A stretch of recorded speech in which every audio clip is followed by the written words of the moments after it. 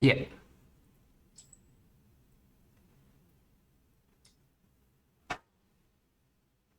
And just to get like I just want a reassurance, right? Like everyone in Collaborate, you guys can all see like the screen and everything, right?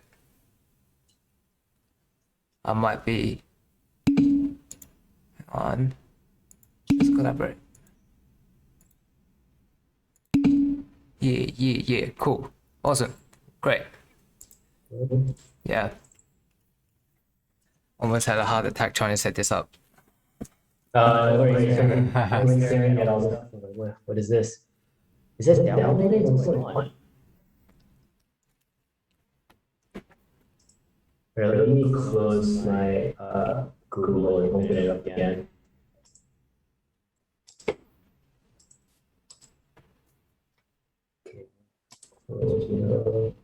It's still doing something.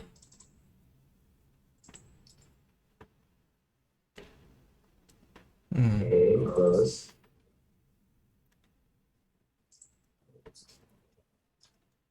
Download progress. Exit Chrome menu. Yes, exit, because you're not really doing anything. It's been doing that this whole time. All right, so maybe it'll not work. Oh, wait, download that homework. All right, okay, cool. Figure painting.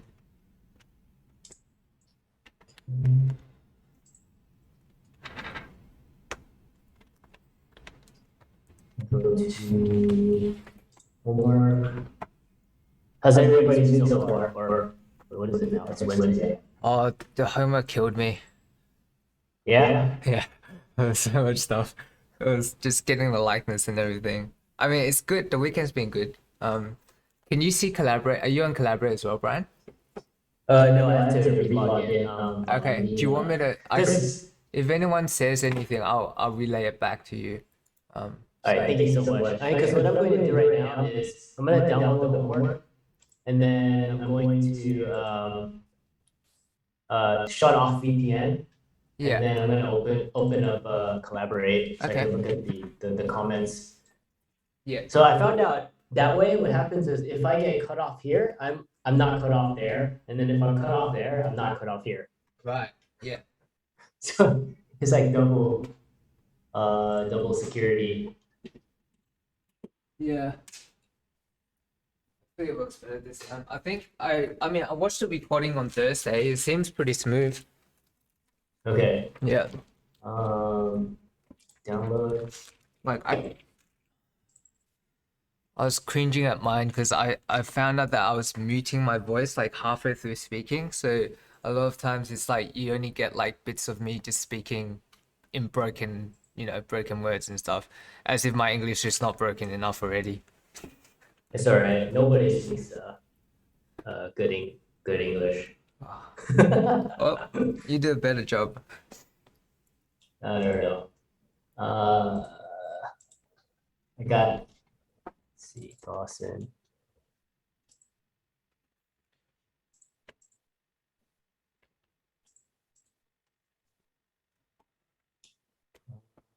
Download. I did the electric test again this week. What's the electric test? Oh, it's like you stand on a machine barefoot, and then it sends a quick electrical current Oh, to your body to tell you if you're, to measure your fat and everything. It's really cool. It's just weird. You're just standing on a machine, and then, it right. tells you. I thought that was cool. Yeah, I've never heard of that. Like, yeah, I never knew that was a thing. Yeah, because I'm used to in my old gym, my friend, he would just take calipers and he would just grab you in certain areas and he would measure Yeah, that yeah, way. that's what I used to. That's what like I thought was done. But yeah, electricity sounds funner. It sounds Yeah, fun is yeah. you just stand there, you hold on to this machine and then you stand barefoot. I don't know. I don't know how accurate it is, but I just thought it was cool because Yeah, you it don't have is. to Yeah, clock that's you pretty cool. anymore. You just stand there. Yeah. That was cool. How long do you have to stand there for? I don't know, like a couple of minutes. it's Right. very easy. Just hold, and then because someone the one of the trainers at the gym just wanted to just curious, and so we were just measuring our body fat percentage. Yeah. So it's nice. Yeah. So I think I'm it's like 7.5 or something like that. So shit, that's really good. Yeah, I was a little bit shocked. That's really Um, good. I mean, I could kind of see that, like you showing your arms and stuff. Um, yeah, that's really but good.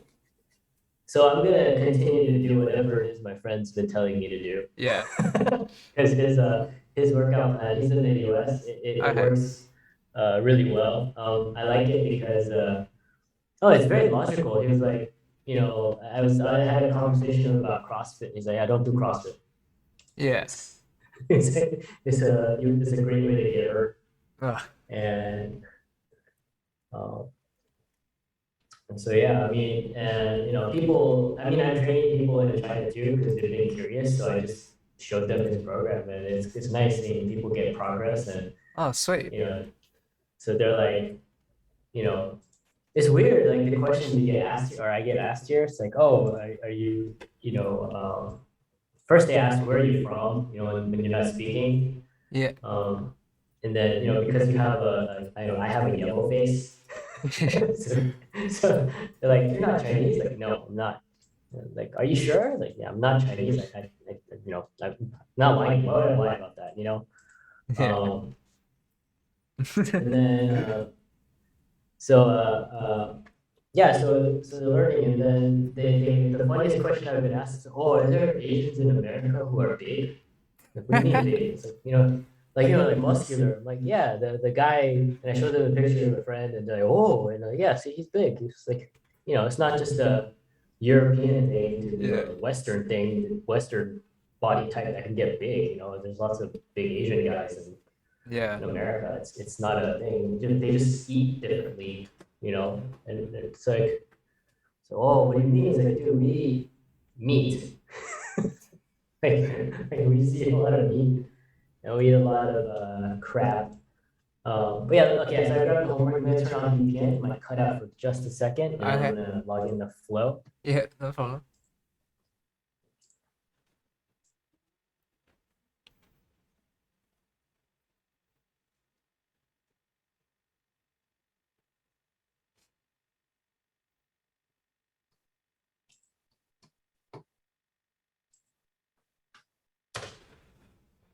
Oh, come on, it was working last week without VPN.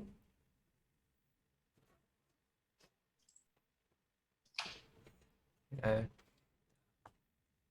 I was going to share my. Oh, actually, I'll share it. Like, I started teaching like uh high school, like through like online as well, and Mhm. it's like some really intro stuff, and then nothing was working. It like at first my voice started was working, and then it stopped working, and then I was like, oh fuck, like I tried to make it work, and then after a while we just gave up. So I tried to teach the class typing, like just type, like I just put on like some images for them to draw, and then my keyboard stopped working, and then like Oh, so nice. nothing was, so my keyboard did like I somehow just locked the keyboard or something. It's just so I couldn't paint and I couldn't like do anything, and then this voice came back, so I could talk luckily, and then later on both of them everything was working fine, but yeah, I was yeah it was I nervous. I was nervous. That's That a was it. No, that's all right. Don't be Yeah, nervous. It happens with it's just technology. It happens yeah, sometimes. I mean, as long as I'm glad everything got to working. I mean, right now I don't know what's going on. Like my VPN's turned off. So last week, Flow was somehow working. My VPN turned off. right. But right now, it's like not even loading. Oh, So hold on. I think it's doing it right now. Okay. So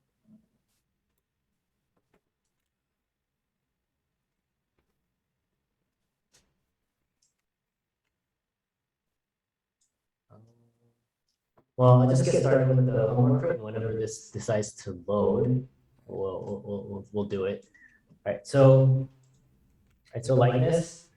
Um, I think I'm averaging about maybe about 5 or 6, and then I'll go into the lesson, and then I'll take the lesson to the end, and whoever I don't get to, I'll make sure to give you a draw over. I mean, have you guys been seeing it? Yeah, yeah. Or It's been great. okay, cool. Okay, Yeah. cool. Right. So likeness.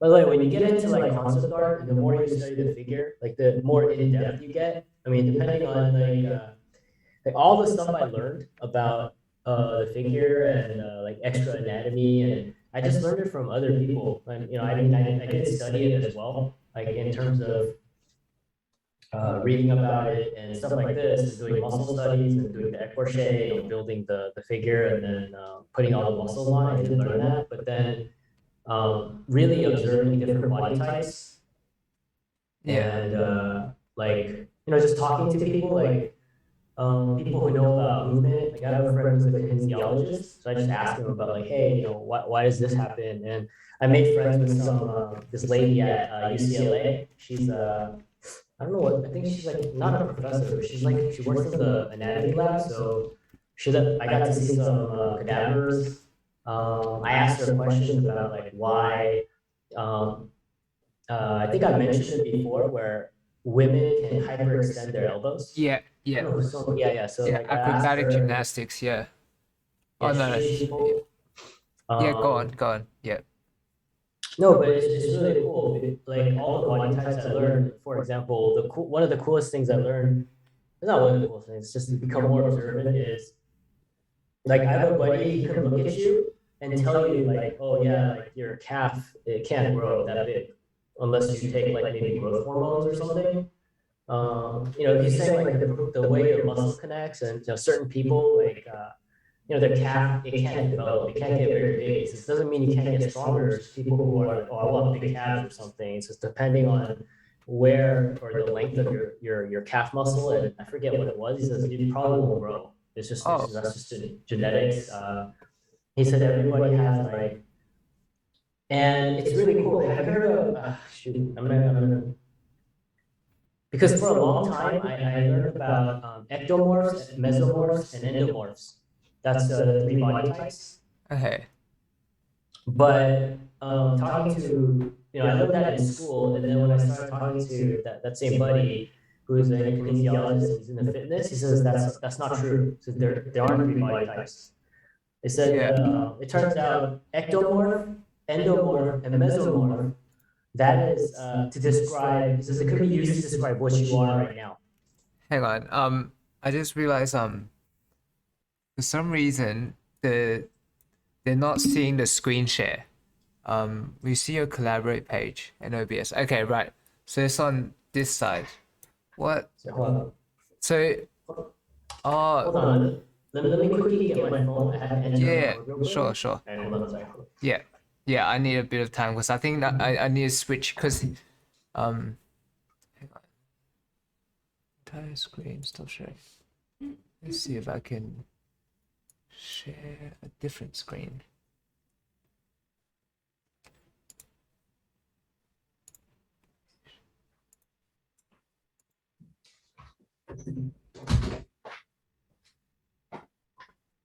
Okay.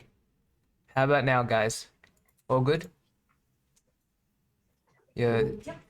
Yeah? Awesome. Okay, cool. Yeah, don't worry. You guys didn't miss anything. It's just yeah, we were just talking pretty much. Sweet. We're talking Okay. about the three body types, but Yeah.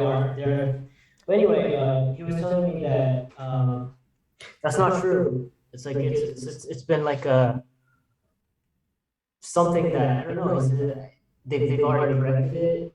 There are not three body types. It could be used to describe what you are right now. For example, the myth was like, oh, Bruce Lee is an ectomorph, and no matter what happens, he's always going to be like skinny, like skinny buff. Yeah. And people on, they're saying people like Gerard Butler, the guy from 300. Right. I know He's a the main character from 300? Yeah, Yeah, he's okay. like a mesomorph, and so he can pack on muscle very easily. Right, So yeah. mesomorphs have won in the genetic Yeah. pool. You know, they're doing really well. And then there's endomorphs who are like the guys who can get really big. And that same friend was saying, no, science says that's not true.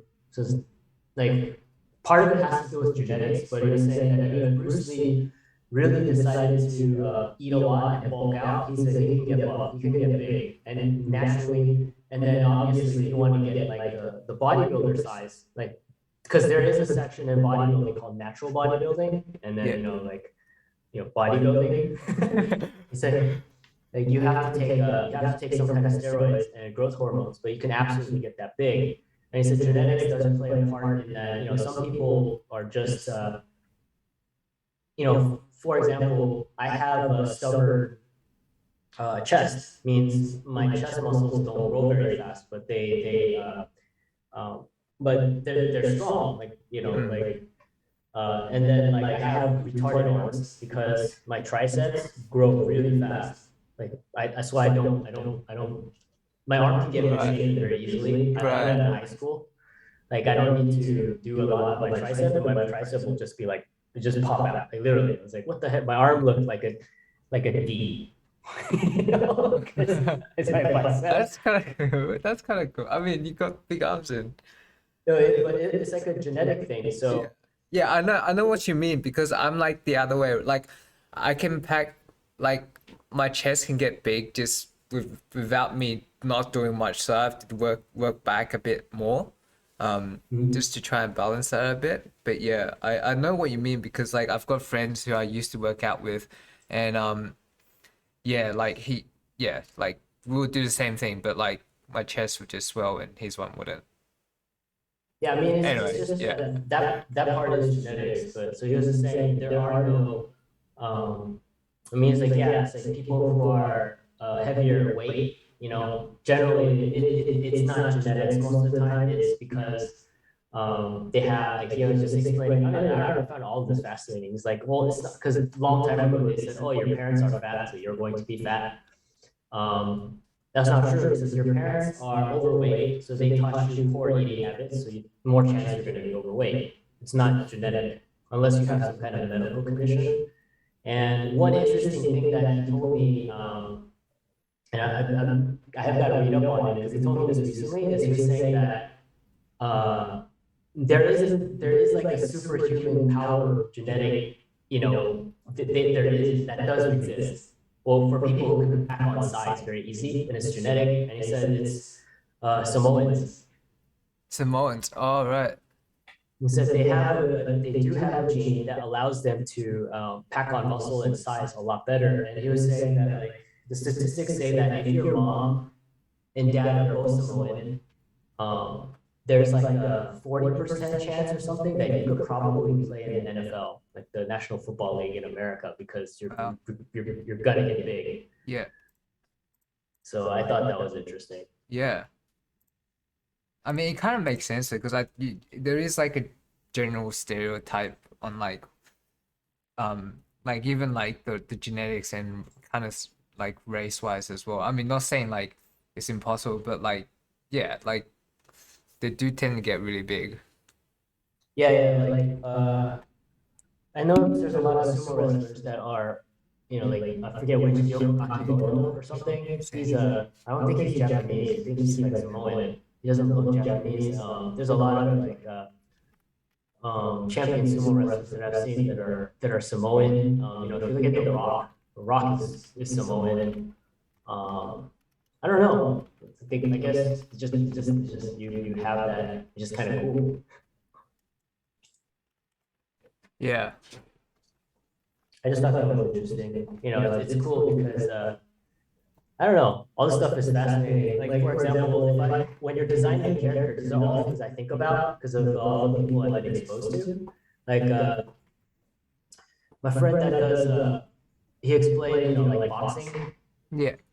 So he gives me all the boxing drills, like the exercises I can do for boxing. It's in session. Okay, cool. I guess that's is this right? Okay, join session. I think I have to mute the audio. But if you look at like my buddy Jeff, he used to be a wrestler, Yeah. and he's a big guy.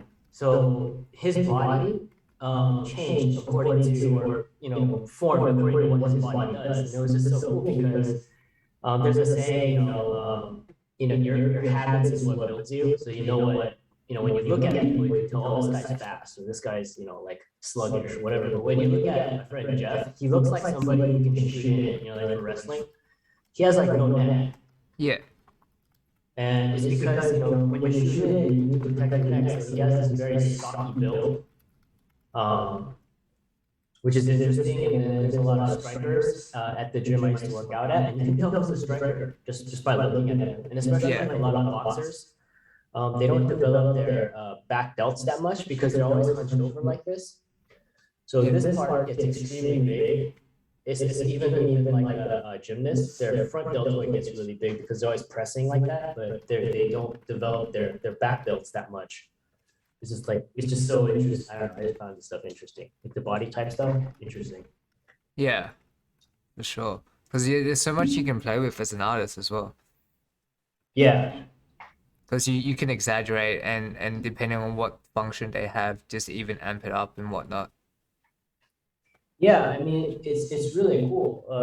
I read a study about how you can be the same size as somebody. You can get two people, same height, same everything, but we have the same muscles, but depending on where their muscle is attached, even in the general area, it's the same area, but generally, this is attached a little bit lower, a little bit higher. They can punch harder, or they can, do something better than the other person just because of the way the muscle is attached. Yeah. Like naturally, I mean, not if you you exercise them all out, but I just thought that was so cool. Yeah. Like Anyway, I'm with you there. Like I think all the different body types that like I mean there's so much room for I mean I guess I'm always looking at it as an artist enjoying it. To like exaggerate stuff and like just even learning about what type of body is good for what and yeah. yeah, it is definitely cool. All right, so I think the chat is working, Okay, sweet. and am I sharing? I can Yeah, share the screen here you're sharing too. the screen. Okay, You share on. is everything all good now or because Yeah, yeah, I think everything's, yeah, I'm on both except sweet. on what's it called? On Flow, I muted so I don't hear like the echo. Yeah. Okay, sweet. Right, so here, once again, let's focus on Eric first, on making sure Eric reads. Still, even though we're trying to get likeness, we still want to set up like a good Eric so we can build on top. Let's see here. So want to make sure everything blends. So let's work on this one. Like in the drawing.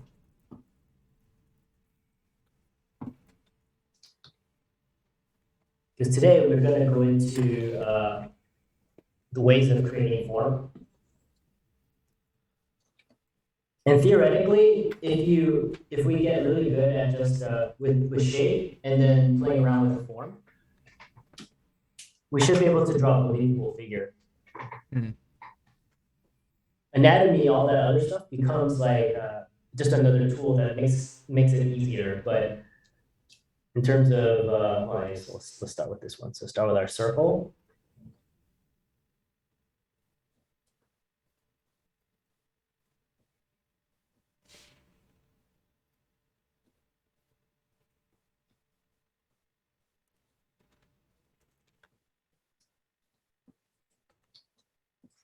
Okay, cool. So my brush is about 9 on here. It's better. Let's say it's a 3/4 view.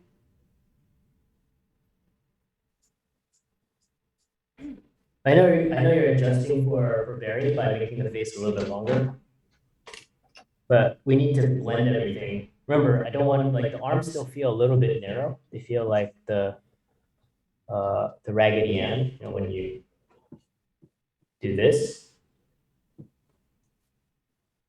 type of deal.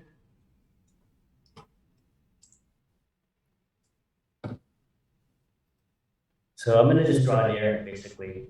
So one radius down.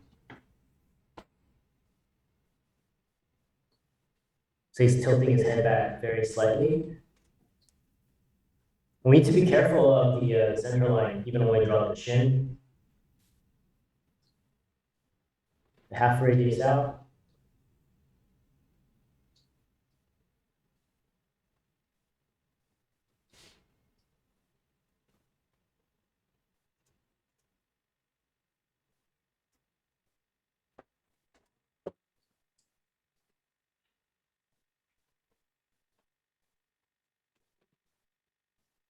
So even when you draw the chin, pay attention to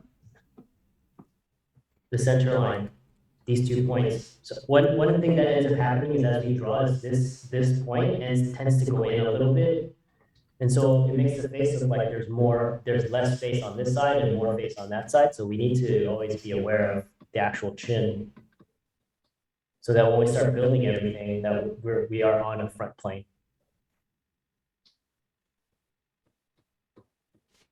Find the top, find the bottom, cut that in half.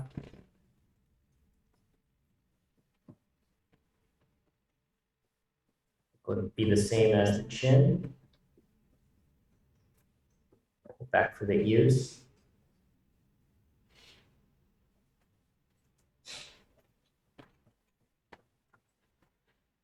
Break this into thirds. There's our mask shape. The head will, bend back a little bit early, so I can pull the center line back, start curving it here. That's the center of the head.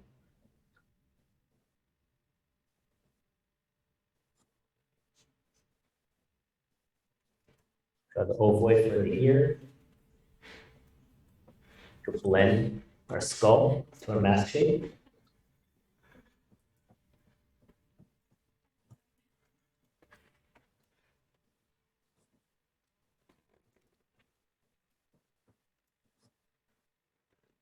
Draw the temporal ridge. Reconnecting.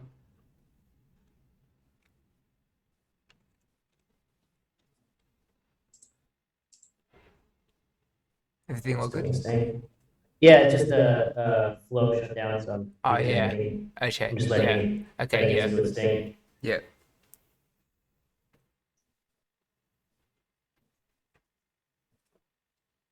Find that side plane.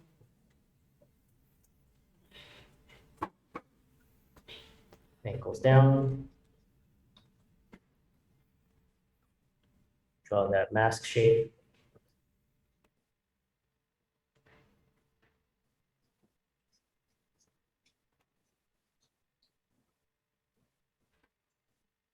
So basically what we want to do is, even if we don't draw a berry necessarily or a G, we want to make sure that we draw a good appealing area. We want to try to have the drawing read well and even maybe even look really good from the start. Yeah, you're back in. It seems like you join and collaborate. Cool. Chat.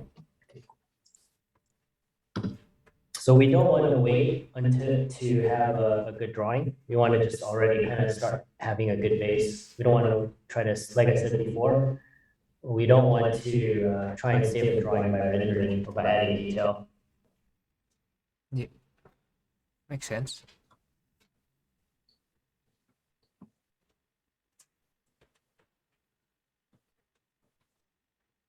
The shoulder.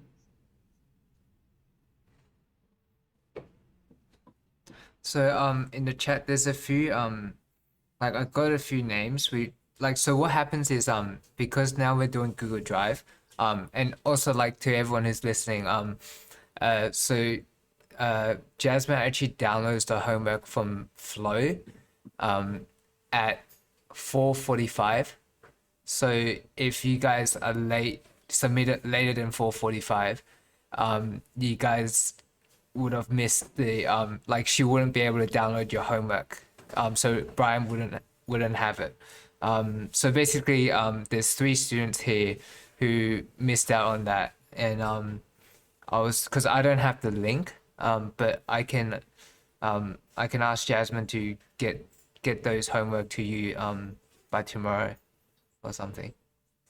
Sure, no problem. Because you can't go through Yeah. everyone anyway, like today. So Yeah, no, yeah, yeah. So yeah, I'm gonna exactly. go. I found out average I can go over about 5, and Yeah. then the rest I can do after class. Yeah. So it's only I think there's 3 more who just missed out. So yeah, I'll I'll sort that out tomorrow. No problem, George. It's okay. That's what I'm here for. So remember, like the even when we draw our Eric, we want to just take our time. Like if it doesn't look good in the Eric form already, or like at the beginning stages of the lay-in, just don't move on. Like that's kind of what I learned when I was doing a lot more finished work. Yeah. Because I found out. I mean, I keep saying this, but it's true because I've done it. So I've been guilty of this so many times where I try to save an image by rendering it, and that's like the worst position to be in. It's like I don't know. It's crap basically. Like it's not gonna happen, or it just leads to more work. As you mentioned, like polishing a turd or something. Yeah, it really is because here, if I can build Eric really well at this point.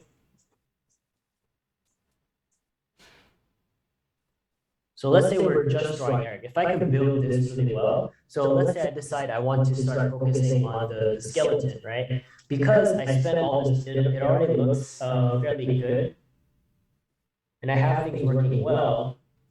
So when it comes time for me to start focusing on, let's say I want to start focusing on the actual skeleton, like drawing a skeleton on here, it's very easy to add on. So let's just quickly walk in a very simple skeleton. So here's the sternum.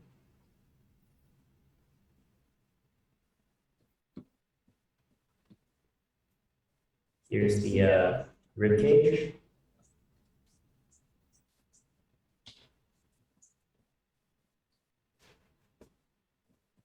There's a little knob for the little point. These are 6th and 7th.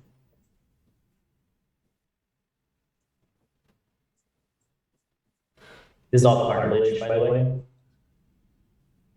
As in the middle college? The middle college. Yeah. This part is like all cartilage because this part needs to expand. Right. Yeah, because I noticed you did that. And I wasn't. Yeah, I had a guess, but I didn't know for sure. So it's a lot of little anatomical stuff. So we have our 12th rib, which is floating, but we just connect them because it's just easier to envision a box. Yeah. So there's our down plane. There's our 12th rib. So interesting fact, there's lots of, usually women do this when they want to get that nice hourglass shape where they remove, I think 11, 12, and I think like 4 ribs so they become even slimmer. Shit. But I don't know what that does to your organs. Yeah. It probably does. I don't know. Maybe it just no protection even. Yeah.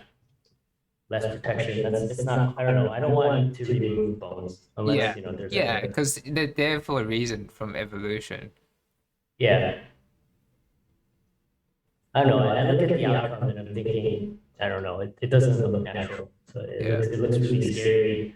Yeah. I mean, it makes you wonder. Like your rib cage just needs to be able to expand for your lungs, and you have your liver and you have your intestines, everything in here. It's just being like squashed like this because it's missing that extra. So I don't know how that affects your breathing or. Yeah.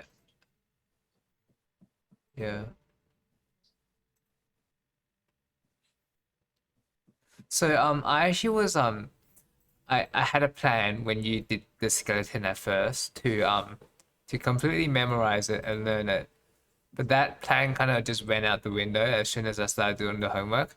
But I was just wondering like should I like learn kind of like remember how you did the skeleton like at the first week? Um, is it helpful to remember that or just remember Eric, you reckon, for now?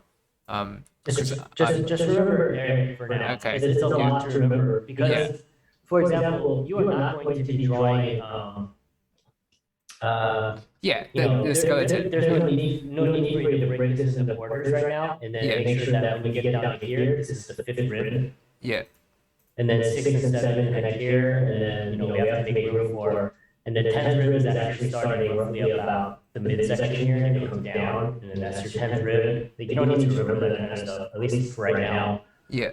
Okay, It's like I said, it's just too much. yeah. Like even like at this breakdown with the pelvis and that like even just that shape of the pelvis, like the way it kind of comes out, I don't know that properly. Yeah, Don't worry about that. Just think yeah. for pelvis, all you have to do is, if you guys know how to draw Munchlax, the Pokemon, Which one's that? he looks like something like this. He's like I think he's the version right before Snorlax, the big Pokemon. Right. Yeah, yeah, Anislax. Right. So he's like this, and then he has, I think, teeth like this. I don't know if I remember correctly. But if you just flip him over and you rip off this portion, like the bottom jaw,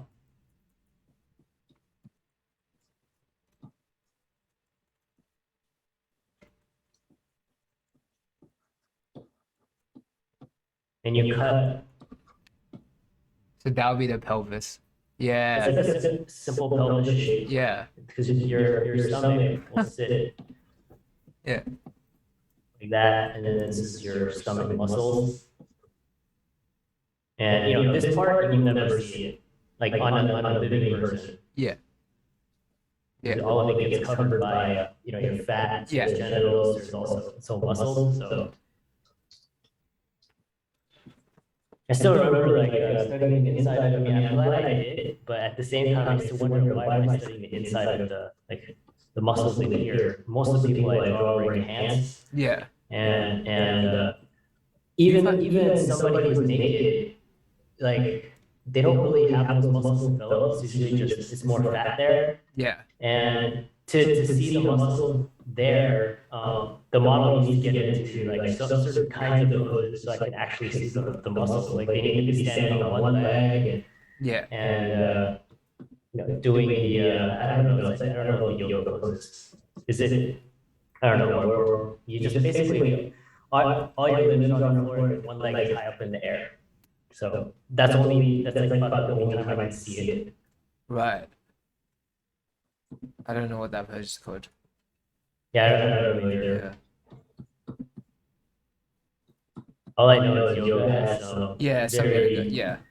very cool sounding names, and when I see it, I'm like, that just looks like you're doing a push-up. It's something dog. Oh, I think that's downward dog. Down dog. Yeah. Yeah. Yeah. That's when your hips are in the air. Yeah. Yeah. But I don't know, whatever they want to call it. But so yeah, it's very easy, and then like I said, once you build there, you can take it to a skeleton level, or you can take it to form level, which is just since we have the right side.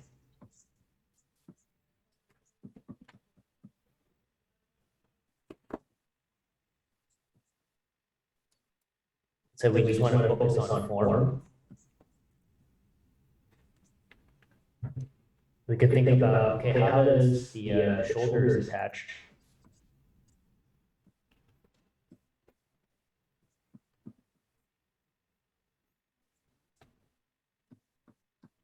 Build my shoulder pads.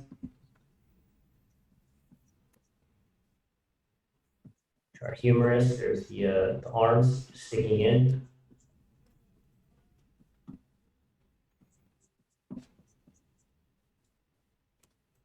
In order to get this to attach properly, this is the side of the arm, chest. So there's our shoulder pad that we built, that we can build.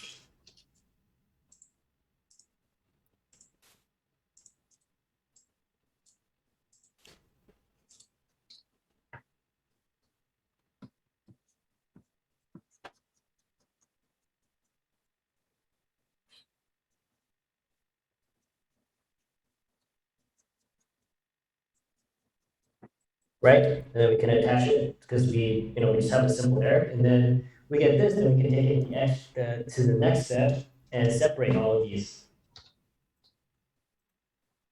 according to if you want to take it even more towards anatomy. So here's the chest.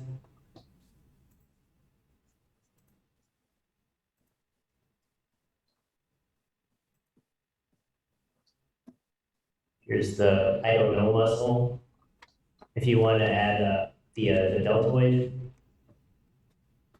the 3 heads of the deltoid, so it's like here. There's the front head. There's the middle head. We have the serratus anterior muscle. I think we can easily break it up. But it all has to start with a simple air, like a solid base, so that we can easily build on top. Yeah. Does that make sense? Yeah. Cool. Yep. And Jessica said yes. So here, so just be careful of, and also be careful of your central line. Remember, like this one. This is always pay attention to the neck and the 10th rib, because if I draw this rib cage now, look what it looks like. Yeah, right. And then if I follow this, so your rib cage is slowly starting to bend, which doesn't happen unless there's some medical issues or some deformities. What if I just like tweak the top bit, just make it even with the bottom? Does that work, or the rib cage actually can't sit like that? You can tweak it so As in the because top line, like yeah, we're trying to say that they're even. yeah, You okay, know, yeah, they're part of the same plane. yeah, So the part that's flexible is going to be the neck. yeah, yeah, makes sense. So basically we have our neck that's going to be like solid. I mean, our neck that's going to be flexible. Then we'll have the rib cage that's solid.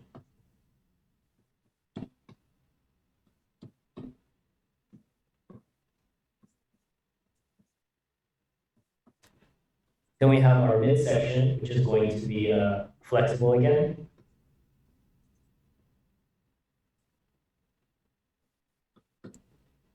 And then we're going to have our pelvis, which is going to be solid. Or we have the SGIO shape. It has to be solid. It's too long. Somewhere here.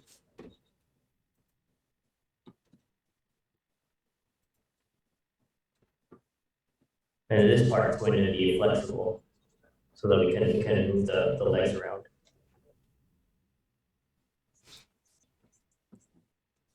Does that make sense? Yep.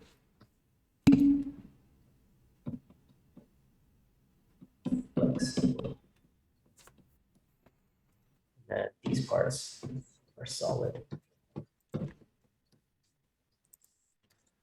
Yeah, that's one of the things, like, really be aware of it and look at other artworks that you think look off and pay, like, that's usually one thing you can really pay attention to, especially if someone is drawing a twist, where they're starting to twist the body from up here, and that can't happen.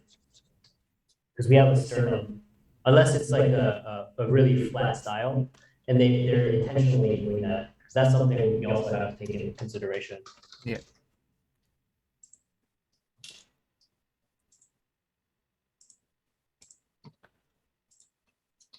Oh, also, so I was wondering, like, did you post up uh last Thursday's demo by any chance? Because I wasn't able to find it.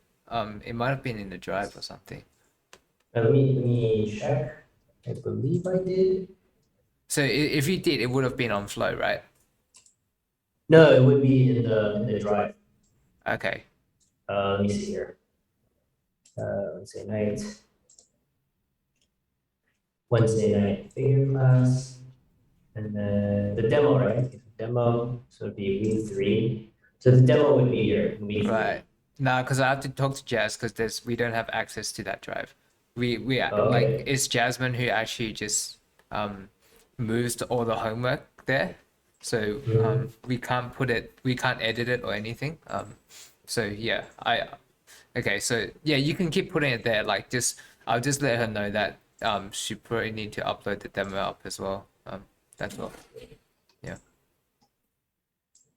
Sorry, flow takes me like Yeah, 4 no, years. it's understandable. Yeah, it's all good. Like I was just asking just to make sure because I felt like that could have been the case. Yeah. Okay. So with this one, don't focus on any internal shapes at this point. Just focus on the silhouette. Make sure we get good proportions. Make sure everything is flowing well. So like this one, we lighten the. Just really focus on Eric. So until you get just really comfortable with it, so the head is leaning away from us. So start with a circle.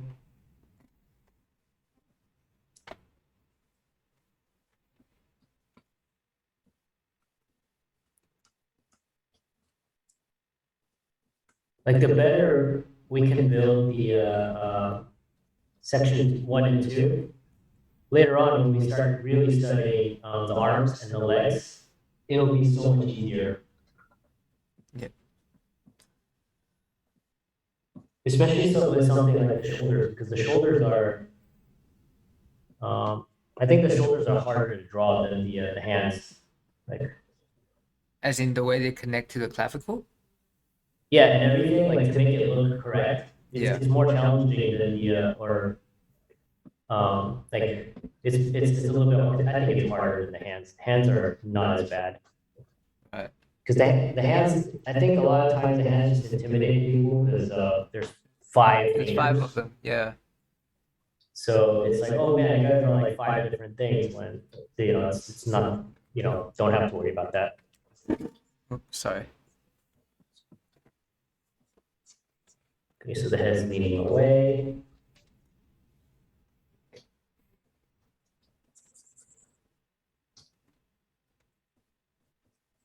Cut this in half.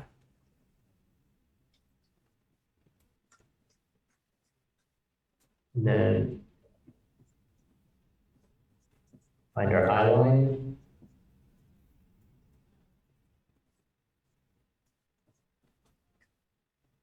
Roll the chin away as well. Draw our ears.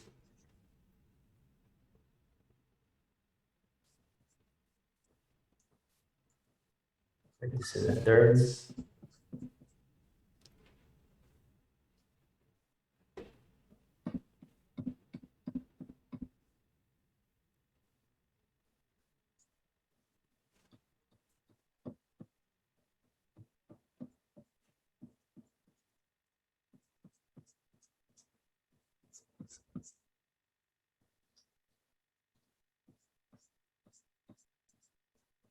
You can draw the neck.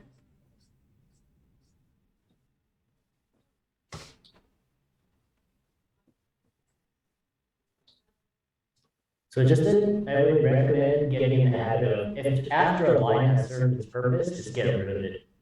So you can keep your drawings clean.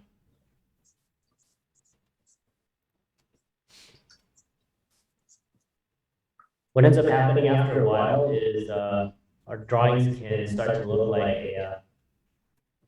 like a perspective drawing, where there's just stuff everywhere. So whenever you can, just get rid of it. If the line, you don't need it anymore, just get rid of it.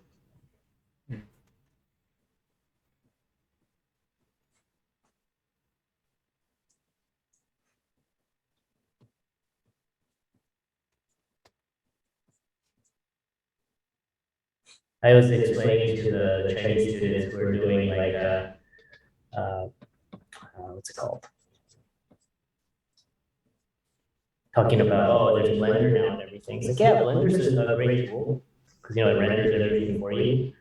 But what are you gonna do if you work on like an illustration or something and they don't want that Blender look? You know. Wait, so you asked that, right? And it was them who said Blender's a good look. Oh. Yeah, Yeah. It's not that it's like, oh, perspective now, as long because they're thinking, oh, perspective is easy because of Blender. Right. I was like, yeah, but you still have to design things. And if you want to do like an illustration or something, and sometimes your clients don't want that Blender look. And sometimes perfect perspective doesn't look right. Where you have to actually mess it up a little bit. I think I mentioned that artist last week. His name is Gabriel United. That was driving him nuts when a student would tell him that. But I did it in Maya, and it's perfect perspective. It was, yeah, but it looks ugly. Yeah. It's still ugly. You have to fix it. Yeah, I'm just gonna type in because I actually they don't know the artist yet. I don't think you've mentioned it in this class. But don't worry. Yeah. But I'm just gonna type it in. Wait, Gabriel United. Yeah, yeah. Because he's beast. Like I saw his stuff. Okay, so Gabriel. You got it. I mean, because I was telling him like, you guys like, I was telling the student, you guys are lucky. You guys have like things like Blender, and I was telling the difference between a traditionally trained artist who learns Blender, the difference between that and someone who learned Blender without learning, not even traditional graphic foundations, is a huge difference. Because I was telling them it's not looking down at digital art, or drawing digitally, but there is a difference. Like someone who draws digitally, when they go to traditional, it's harder for them than for someone who draws traditional and then goes to digital. I mean, it just happens that way because someone who paints traditionally, if they go to and paint digitally, it's like candy to them because there's so many things, so many shortcuts for them that. Like, oh, I don't have to, I can just pick my colors. I don't have to like mix anything. I can just try all these different, like different colors. I don't have to worry about my color palette getting muddy. It's just easier. It just is. It's like a little kid in a candy shop. That's what it feels like. Yeah. Versus, someone who has only been painting digitally goes to traditional, and now it's like you have to do everything the hard way. Oh, you have to mix your colors. So it is different. But I was just telling you, like, yeah, back in the day, like in school, we had to do a 3-point perspective city. That thing took forever to do, and the building in the foreground was to scale. So there was like one building in the middle that was drawn to the actual scale. So and so I was telling him, this was like big, like hardcore, awesome hack technology back then because we can't just put now we can just put just minimize the canvas and then put some stars here, and we can do this, right? Yeah, yeah. And we even have a light tool that does this. Like back in the day, that was not an option. So the way I did this homework was, so this is the paper, right? Yeah. So I have to get a bigger board, like an illustration board or something that's even bigger, like this. Oh, and rule out the perspective lines? Like find the vanishing point? Yeah, that's what I meant. Yeah. Okay. And then put a nail there. Right. And then get three strings. Three T-squares, and then you just borrow your friends. Okay. And then rulers have the hole. Those rulers have a hole on the end. And then you just right. Yeah. And then you want to make this. So you would sit at the desk and you would basically grab this and just slide it around. Like this, and then move this, and then you would do it like that. That is so old school. Yeah, but it got the homework done much faster than you like use this That's Yeah. what we did. And we Yeah. have to draw all the details and everything, but yes, it's like, yeah, you don't know how lucky you are. It's like, Yeah. let's see. Yeah. You know, because we don't have to use. But anyway, going back to it, it's like, make sure we just clean up our lines. Like, especially like with digital, we can draw all the lines and then we can just lighten them, right? It's not a big deal, just lower the opacity. Back then, it's like you were afraid. I was afraid to erase some of my lines because I might need it again later. Yeah. Yeah, that's So right. your drawings end up looking like this. Oh, you mean perspective for even the legs and stuff, like, or Oh did no you no mean no! just rough But, drawings? just to say, if we don't erase some of our lines, our drawings start to look like this. Yeah. Because we Okay. draw all we draw all of our construction lines and everything. Yeah. So Yeah. Yeah. if you don't need the line anymore, just erase it. Yeah. Save yourself some time and trouble.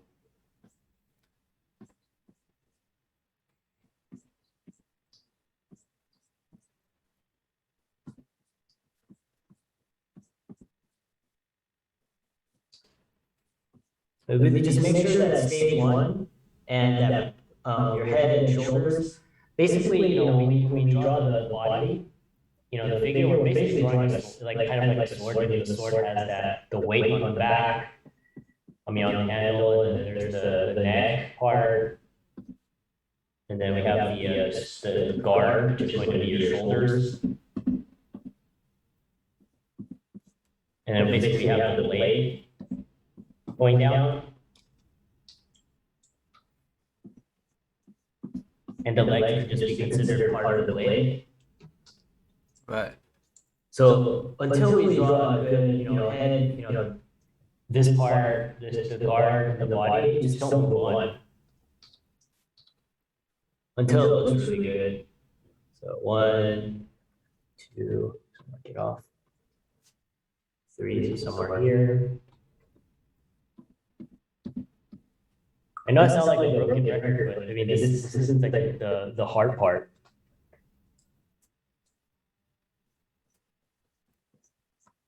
The beginning part of the drawing is usually the hardest. Like the lay-in is the hardest.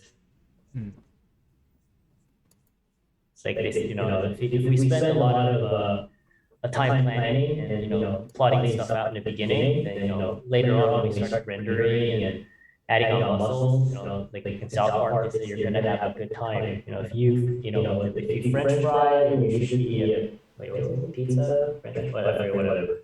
Like you're gonna have a bad time. I haven't watched enough South Park. It's an old episode where I think it's you make yourself into a French fry. Oh yeah, French fry, you go fast. Pizza, you slow down when you ski. So if you French fry when you should eat pizza, you're gonna have a bad time.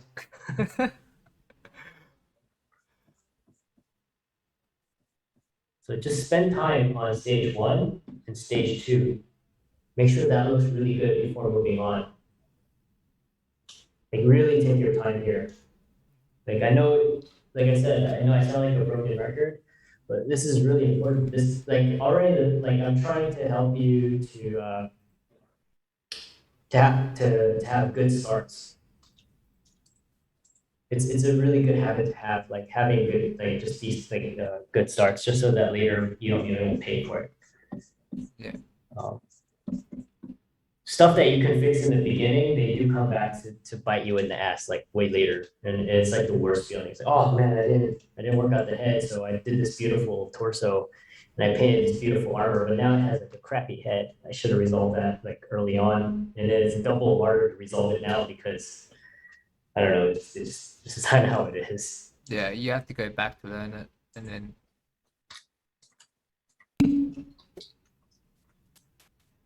No problem. Cheers. This.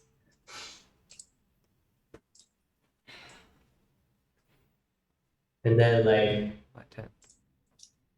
I don't know, I like talking to a friend about fitness, about stuff like this, because he's like, yeah, that's how it is in fitness. I mean, basically everything we do is related.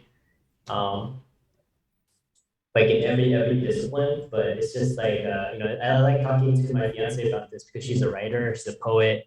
I talk to her philosopher friends, and I have Wow. it's Yeah. always the same thing. It's like, yeah, it's like something very basic, a base issue that's not resolved, and it always comes back later. Yeah. And people think there's like this oh, what's this real secret to like I like my friend is he's like, and because the people he's training, um, he'll say like, what's the secret to losing belly fat? And then he said, I'm going to tell you what all the scientists say, what all the nutritionists say. It's like it's not like taking the fat burners and stuff like that. And that stuff is not good for you. You shouldn't do that. And blah blah blah. It's just watch your calories and exercise. He goes, yeah, but I want to eat cake and stuff. And you can eat cake. Just make sure that you eat relatively healthy. It's all about balance. And it's like, yeah, is there like other secrets? Like, no, there's no other secret.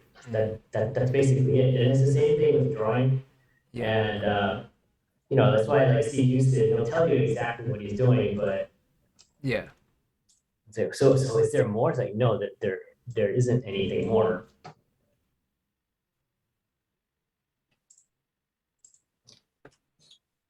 And I find that stuff fascinating.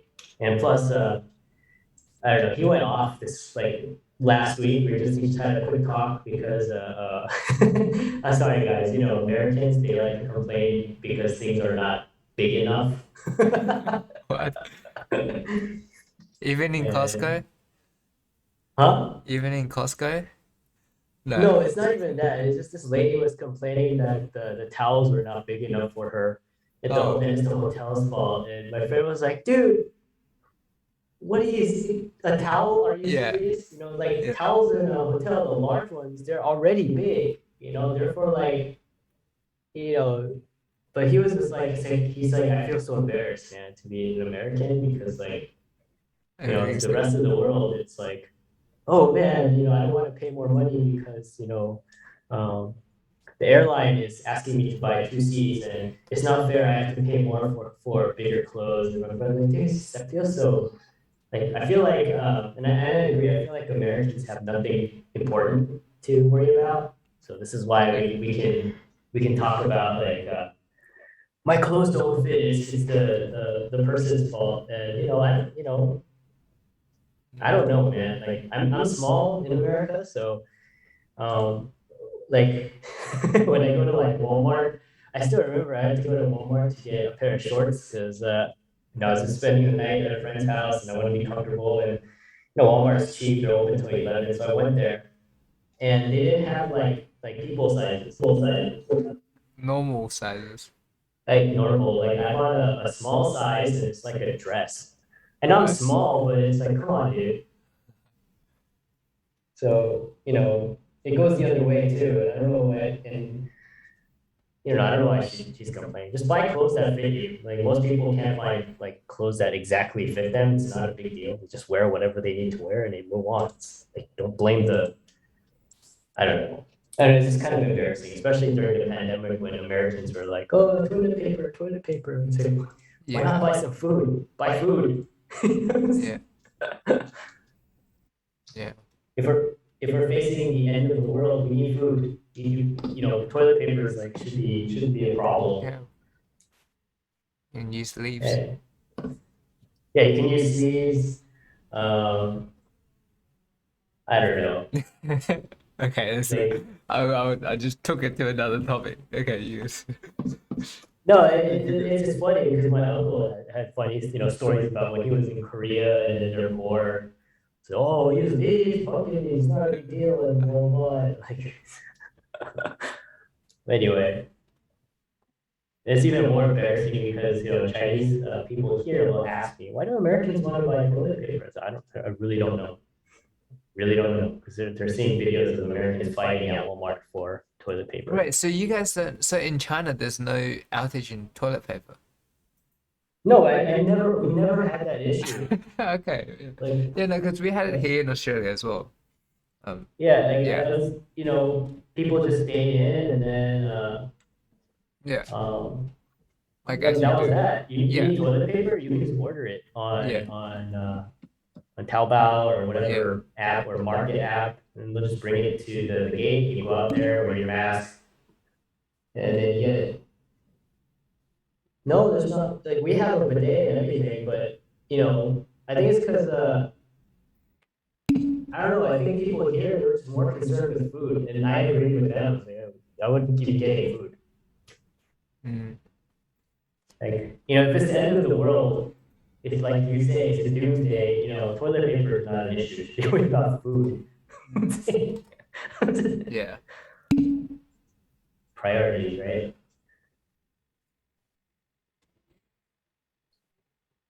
Yeah, I mean, it's definitely cool seeing how different countries deal with the pandemic, and I mean, I just find it interesting. Yeah. And by the way, like this is a little bit off topic. This is way off topic, but I used to think about how you know I did like if you do character design, you will end up doing a lot of research, Yeah. and probably on your own time. You just find it interesting because it has a snowballing effect. In character design class, I mean, I have to show students how to do research because it's like, don't just go on, if you're researching, let's say, Japanese armor, don't go online and just type Japanese armor. And then, the first like 10 images, 20 images you get, that's what you're looking at as reference. That's not how you do it. That might be a starting point where you're like, well, I don't know where to start, but I know I'm designing some Japanese armor. Yeah. So you can start that way, and then you look at the armor, and then you need to read a little bit about it. Like, why did they do this? Why did they wear the mask? And like there's a samurai helmet that looks like this. It's pretty crazy looking. It has that standard samurai shape. Yeah. Or the helmet shape. But then I forget, I think it's called Mayate or something, the thing that is in the front. Yeah. Yeah. It looks like this. It's like a V. Oh. Like literally it's this big. Oh. And so if you don't know, if you don't have any context about it, you're thinking, oh, that's what samurais wore in the battle. But if you wore this into battle, just think about it. You're on a horse. The horse takes off. You just snap your neck. Yeah. Because it rolls back. And then when you finally read about it, this was not a helmet you wear. This was like like a knight, like a samurai would ride his horse, and then maybe his servant or somebody would be carrying it. It's like more of a status symbol. Right. And It's like it's not like ceremonial. yeah, it's not for like I'm gonna ride into battle right this day, Yeah. right? Looking like a I don't know, like a fighter jet plane or whatever this is. Like an idiot. No. Yeah, so it's like you need to learn to do the research, to read about it a little bit, and it snowballs. So yeah, like I was just talking about that because all this is fuel for character design, and because you're doing this, you'll learn a lot of random facts. It's just how it is. I think I learned more doing research than like in school, like when you're in a history class or something, like just one section. So anyway, but yeah, that's what this is. Okay. But it's just I just found this stuff interesting. Like I said, if you are getting into concept art, you will learn a lot of random facts, and the more curious you are, the better. Mm. Because the question I think when you guys do research, I think the main question you should ask, and then you should do that when you're drawing as well, is ask why. Like why did they make it like this? They're not crazy. They're not just like randomly sitting there just pounding out helmets that look like this. Mm. And all the armor most of the armor that we have that has survived, it's not like practical armor anyway.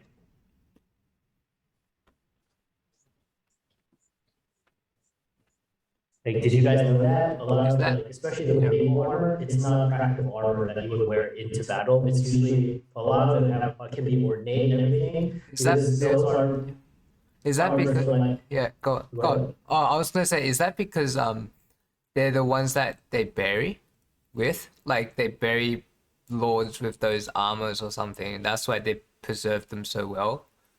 Yeah, they preserved them so well. Also, they were never in battle. Yeah, Like, right. Yeah. a king wearing golden armor like that. I don't know. Like historical facts are are interesting, and I find it a little bit. It'd be cool if more movies thought like had this. It's just cool. Like if you're a lowly foot soldier, they're not going to give you like full on knight gear armor and with all the little intricate markings and everything. They're not going to do that. Just not cost effective. You're probably going to. I'm sorry to say this, but those soldiers, they're probably just going to die. Yeah. So they're going to give them like the bare essentials, and then the higher you get in rank, you'll get better armor, and then someone like the king or whatever who probably doesn't fight is probably gonna wear the most pimped out stuff. Yeah. Yeah. And that's the stuff that's more or less been preserved, not the stuff that's been in battle where it's been crushed and Yeah. when armor gets messed up, what is the blacksmith gonna do? They're gonna repurpose it. They're gonna probably melt it back down, or they're gonna use it to make something. Probably they're gonna melt it back down and use it for something else. Yeah. Anyway, That's a good point. So same thing here. Pay attention to 1 and 2. Don't worry about the individual fingers and everything right now.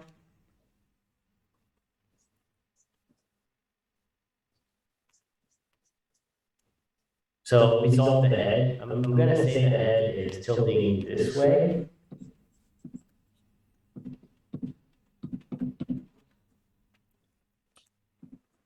Don't worry about the secondary details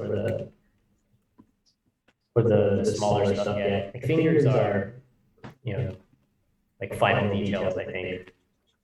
Like the last thing we should be focusing on at this point, just focusing on the overall. The eye line is too low.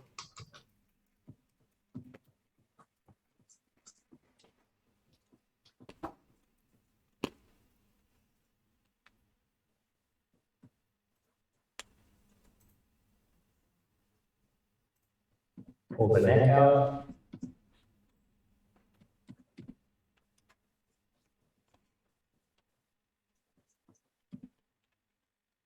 Find the shoulders.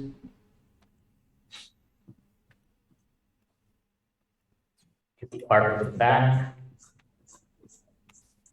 Looks like you're getting a twist. Let's measure out the 3 units. 1. Measure from up here. 1, 2, 3. Start somewhere here. Getting a side view.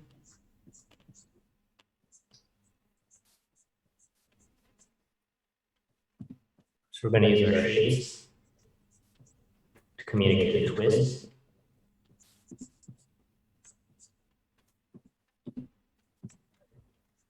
Go ahead and start drawing. There's our bow tie shape. Start drawing our fish shape on the inside. So remember, when I draw the back arcing like this, what's it called? I'm not drawing the curvature of the back on the rib cage like this. I'm drawing the arc of the back, and I'll add that curve later. So that initial curve is nothing, right? It's not a bone or anything. It's just the gesture of it. Is it the spine? Yes, it's the gesture of the spine. Because usually, what I'm doing is I'm looking at the 7th vertebrae, and I'm just looking at the lower back and just connect the two. And they'll add the bump later. The reason why I do that, or it's a good idea to do that, is because when we draw this bump first, it tends to kind of straighten out the figure right away. Whereas if you do this, you get that nice arc. Yep.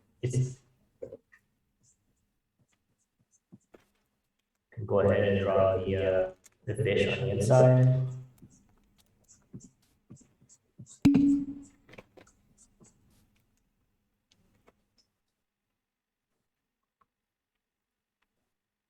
It's not 3 circles, it's 2 circles that make 1 unit. So it's 3 units. So it'll be 6 circles. Does that make sense?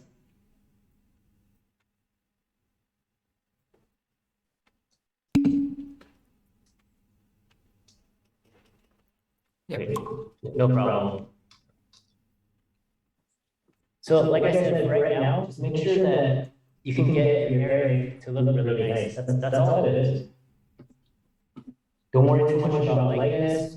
That's just another part, another layer you can add on when you get more comfortable with drawing the Eric.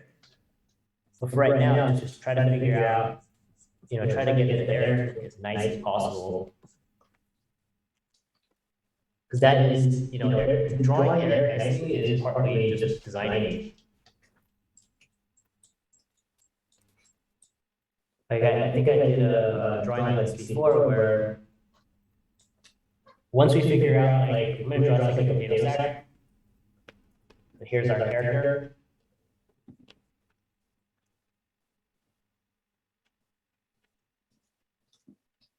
Like today I was drawing a one-on-one this morning. I wanted to draw this Don't Starve, that game, that style. Okay. But she wanted to draw them with a more like a human, like better, like more realistic proportion. Yep. So we're going over that. At first, we have to observe the style a bit. Drawing different faces on that is not that difficult. They just basically darken for the eye socket. Yep. And they put in the eyeballs.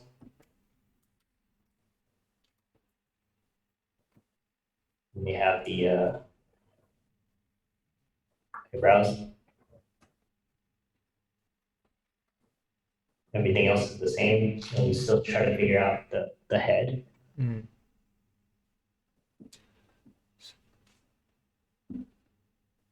That came out so quick. So for drawing stylized, like, I mean, you already mentioned it. This definitely helps. Like, would definitely help me do stylized stuff as well. Yes. And stylized stuff is just playing around with the proportions of like the neck, head, and torso and everything like that. And how did you build up like the vocabulary? Do you just play around with Eric, or did you like look at different like stylization and just copy that to get that visual library in? Most of the time, at first, I would just deform Eric. Because I realized, because I'm already looking at different body types anyway. Yeah.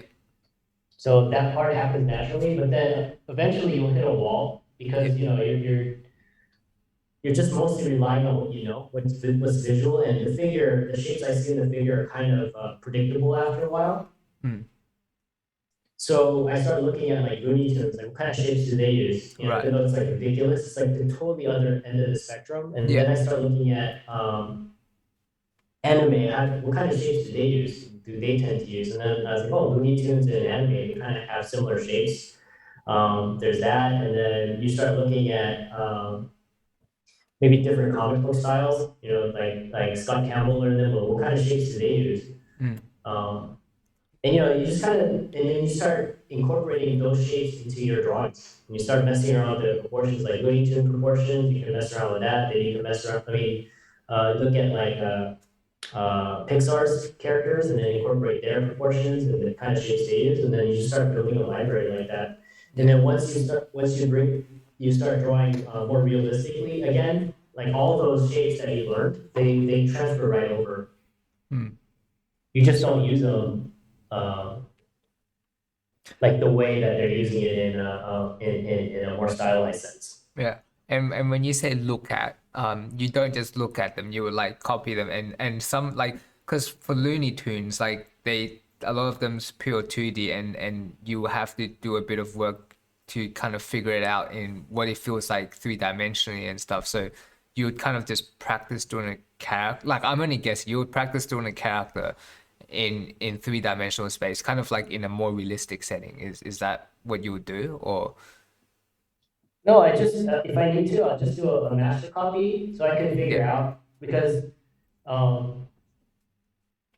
sometimes, it's very hard to figure out by looking, so you just literally go in and draw the thing so that you can develop Like you can figure out their shape language. Yeah. There's the nose. I don't know what this thing is, but whatever this is, let's say this is a dog character or a cat dog, whatever. And you find out, hey, they don't have nets. Mm.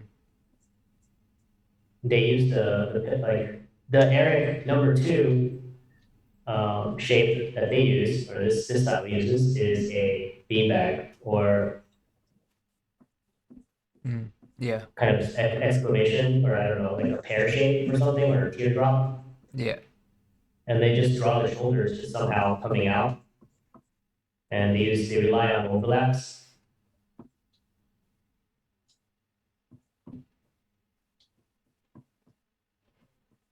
And for a lot of their limbs, they just use straight.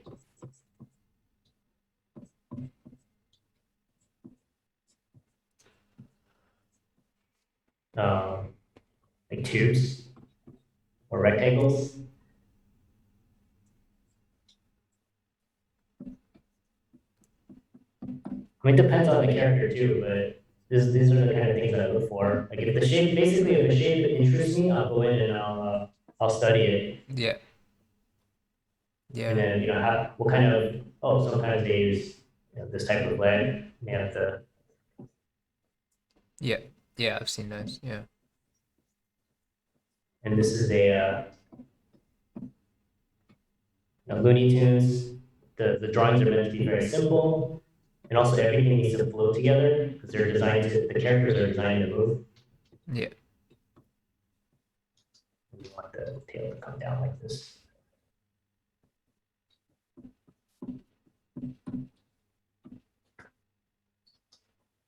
And then they'll play around with proportion and stuff.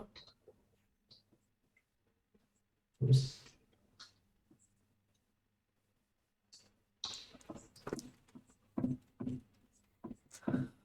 Like what's going like at the moment I was thinking like there's so much different styles to learn and I don't know where to start and I guess we'll just have to start with the stuff that we like the most.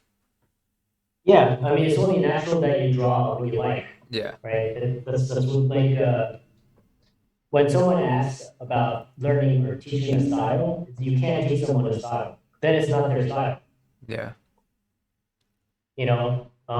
Trying to teach someone a style, like a style, like what is your style, is like trying to, because I've had students ask, what should be my style? It's like me telling you must like rap music, or you must like. It's like you either like it or you don't. It's like I'm having to like you like the foods that you like because you like it, and you like that style of food. It's not right or wrong. It's just that's what you prefer. And when it comes to style, that's how it goes. You might have to like if your foundation is strong for work, you might have to adapt a style because that's the style of the project. Yeah. Which can also teach you a lot. But in terms of your personal style, it's just going to be about what you like and your experiences. That's what's going to help develop your style. Yeah, it makes sense. And it's also going to come down to what you actually want to say with your artwork. That's why you can have artists that are all, they can all be trained to be about the same skill level, and then you have them draw the model, and they all draw differently. I think it should be on YouTube. It's an old Disney film. It's called I forget, 4 artists or 5 artists, they paint a tree. They paint. Sorry, my VPN is off, so I can't try to paint. It's like 4 artists or whatever. It's a Disney movie, and it has Ivan Earl and basically all those really awesome background guys, and they're all painting the same tree. And it's cool because they're not painting to be a Disney style. They're just painting how they want to paint, and they all tell you like what they like about the tree and what they want to say about the tree. That makes them paint completely different. But when they paint for Disney, like Sleeping Beauty or whatever, they all paint in a very similar fashion, so that you can't have things completely different. Yeah. So I think that's a good kind of video to watch just to see if you like just because they're following a particular style, doesn't mean they have to all draw that way. Like when they're off work. Like that same artist, the one artist that I told you about, Tim Kula, he worked on the Smurfs. Yeah. The Bears. He'd say that, and then he would say that it's like all my shit was brown for like a few months because I was so I was drawing the Smurfs so much, those kind of characters that my shit was brown all the time for like a month, like several months. It just became like kind of a habit. You had to kind of break it. Mm. But anyway, say like you can.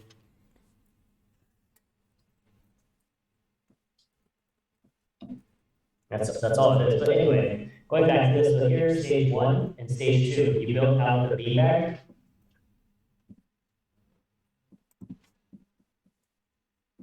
The crotch is somewhere here.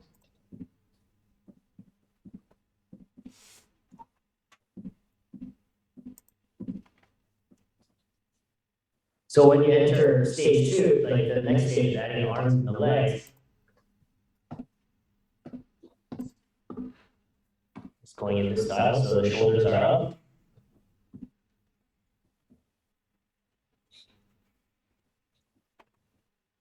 It's putting pressure on that shoulder.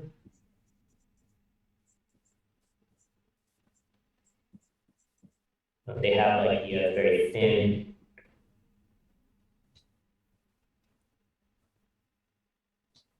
The ground is somewhere here.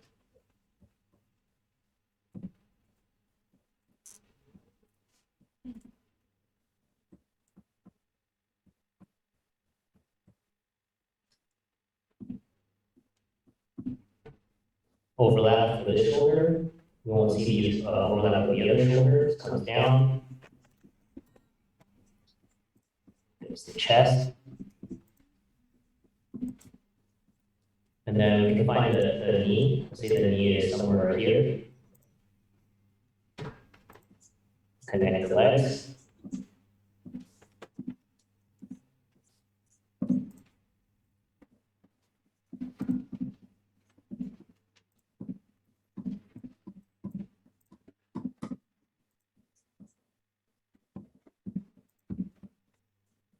Legs are inserting. Here's the hip. And the other leg starts over here, pulls out. Let's find the other.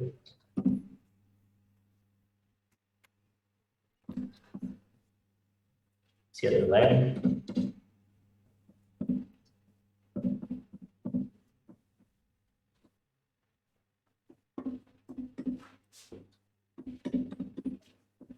So this is just using air. All I did was deform change the proportions. But everything is connected the same. And the amount of detail that I want to add is just less.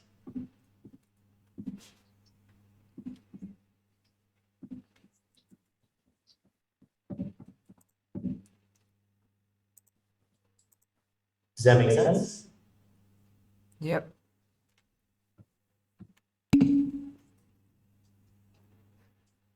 So make sure you spend your time on making sure that stage 1 and stage 2 are connected properly, because that will help you the most. Especially like Duncan was asking about different styles, and when you need to draw, the better you get with your ruler, the easier it is for you to build all this stuff. Like notice I don't care about a lot of anatomy. I'm just trying to make sure that I have a head, the neck connects to this beanbag or bean shape. And then you're making little holes to stick in the whatever your arm. Oops. Let's use the back end. There's your arms. Here's your legs. You're just plopping everything on.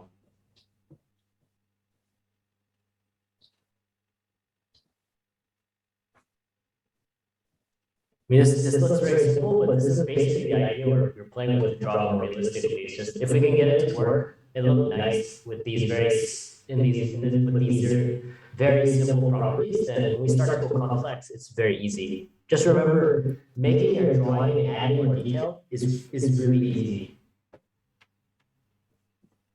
It's harder to make your image look really good and have everything work with just simple having it work with basic properties. That's much harder.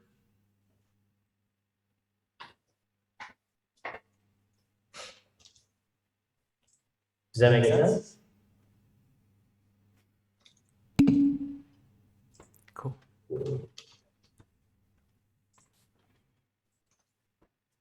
Right, so we'll get started with the lecture. You guys need like a 5-minute break before we start? Yeah, we can do that. Yep. Sounds Right. good. Yeah, I think it's good timing as well. Right, so we'll take a 5-minute break, and then when we come back, we'll do the we'll start with the lecture. Awesome. Make sure. Thanks. Right.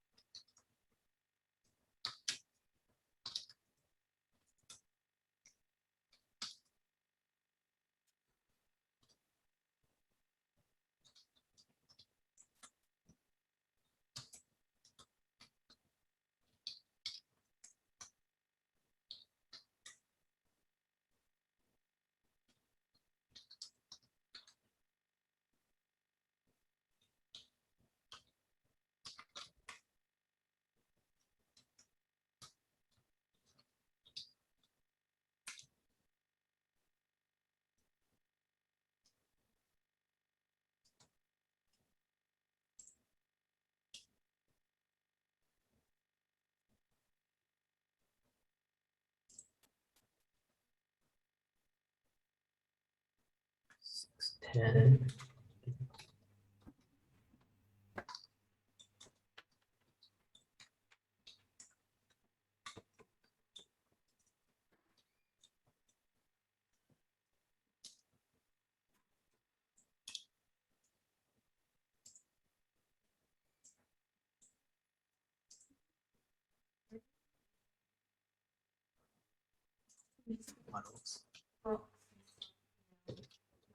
Yeah, so oh, maybe a kid. Yeah, since I have like something simple like rocks, it's a thing. I'm just trying to page rocks. I can't be bothered, but I'm gonna try and use that to make something decent. Yeah, how's this coming along? I've been bigger before. Yeah. Oh, wow, it's so good then. Yeah, I'm just wondering, I'm just like thinking about how to enhance it. Yeah, and more so, that's so good. No, I think it's looking amazing. That's so good. So probably just about tweak it, maybe tell the story bit stronger. And then I'm gonna do another one. Yeah. That's looking good. Everyone's like doing digital painting like now, and it's like to be fair, this last week was actually pretty. Yeah. Like the hard part is probably making the illustrations, but that's like the bulk of it is just using like the kit or photo bashing. Yeah, which is fine. I mean, it's like starting out, it's like, oh my god, it's easy, but like trying to put it all together to make it look like something, I guess. Yeah, oh, story, oh my god, so. I just threw stuff off. I had that one because it was a strong idea in my head. Now I'm just like, okay, what can I do with it? Right? Yeah. But it is kind of fun. It's kind of relaxing because I don't have to think about it too much. Yeah. But also like I have to make Satish proud. also the value studies are like, yeah. I felt the it's writing, but it's just like it's kind of relaxing. The No, good. It's like so bad, you know, like when you had that chat, I Yeah. felt like I was sharing my chat, so I was blocking the view. ah. And then I went over and then I minimized it. And then I realized to look back when it was just you just looking at the chat. Yeah, it was funny. I was like, oh, I thought screwed up. Like when I refreshed Yeah. it. Did you get what? Did you get it? Like, yeah. No, I Because I just wanted to see whether the stream was was okay, working. yeah. And you know how like the chat was like picking up. So I thought it was because I did have the chat up, so I thought I was sharing the wrong screen. And then I went back and then I minimized it. Yeah. Anyway, turns out it was just your chat.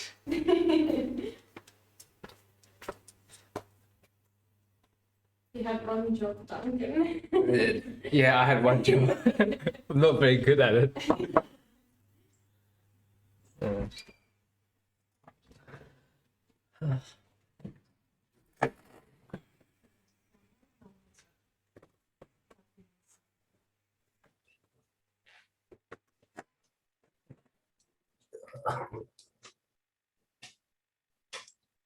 See here. Labs closure. Oh, gotta move this. So, let's just bring all of this together for now.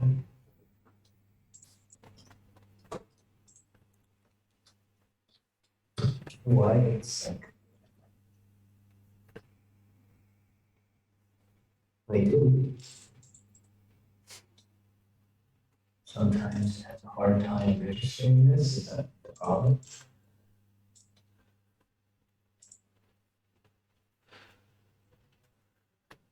Well, okay. There you go. All right, so is everyone back? Yeah. No, I think there was there a few more students? No. One of them now. One of them left. Okay, we're all good then. We're good to start here. All right, cool. Like left for good? Like as in just for tonight? Yeah. Okay, yeah, okay. Yeah. Yeah, that's what I meant. not left the course or something. Brian's too intimidating. He just left. You And gotta do a lot of people work. away. 100 homeworks. 100 figures every week. Shit. No, oh man. All right, so Yep, we good. today we're gonna go over ways of creating form. Basically, there's only about 6 that I've classified. And these are, I mean, these 6 tools for creating form, you use these all the time, and it just depends on how you want to use it. And one of them we've already been kind of using a little bit is, the first one is the easiest one, or the most common one, and the most powerful one, and it's overlaps. Overlaps is the one that just will show what's in front of what. Mm.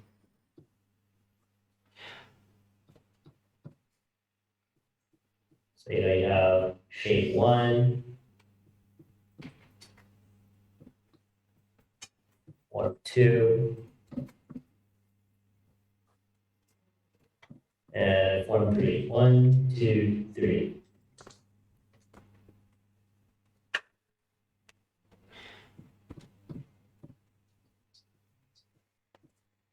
So this one is the most simplest one that we have.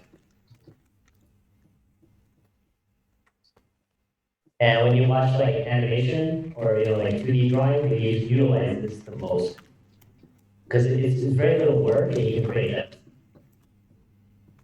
Mm. Also when you have things like beanbags or beanbag shapes, it's very easy to just figure out, hey, is this in front or the next shape in front? All right, well, I'm going to have the top shape in front this time. There's my overlap.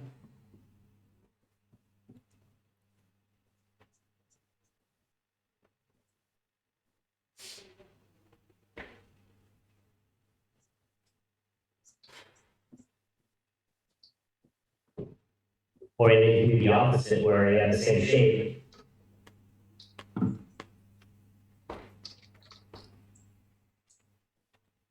And you can decide, you know what, I want this overlap to be different because I want the bottom portion to overlap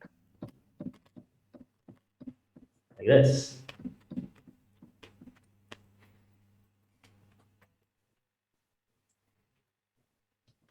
So a little bit nicer.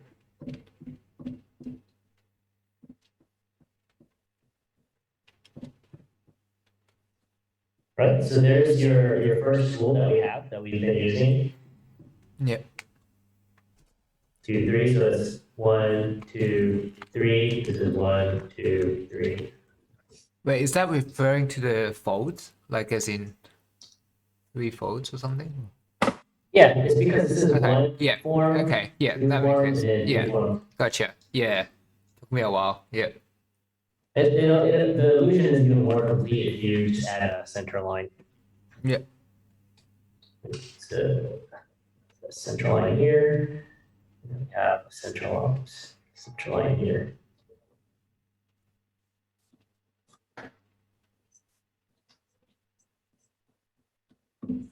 Does that make sense? Yep. The next idea is called closure or capping off. Closure is basically the idea that closure relies on our ability to finish drawings without you actually having to draw something. Does that make sense? Like, because humans are, we're pattern-seeking creatures. That's why, pareidolia exists. Pareidolia is the ability to look at a wall and see faces, or, when you look at a cloud and then, Yeah. we go, oh, it's a duck or whatever. That's what closure is. So, for example, if I drew this,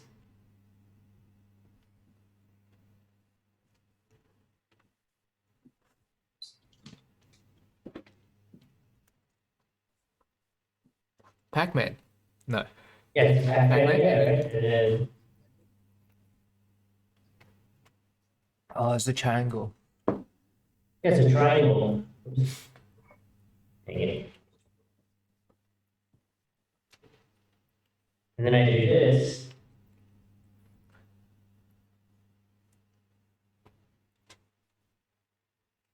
Actually, no, I don't even have to do that.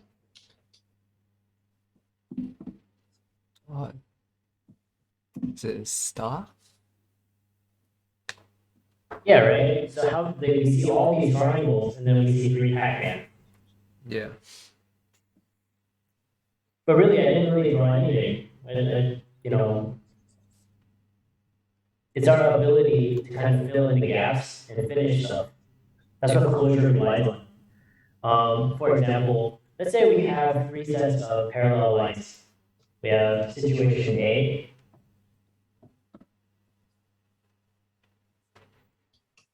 One, 2,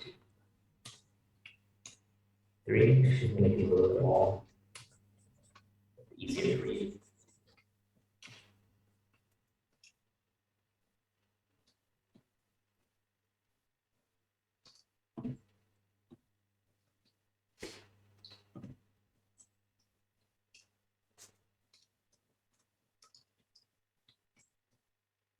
Then we have B.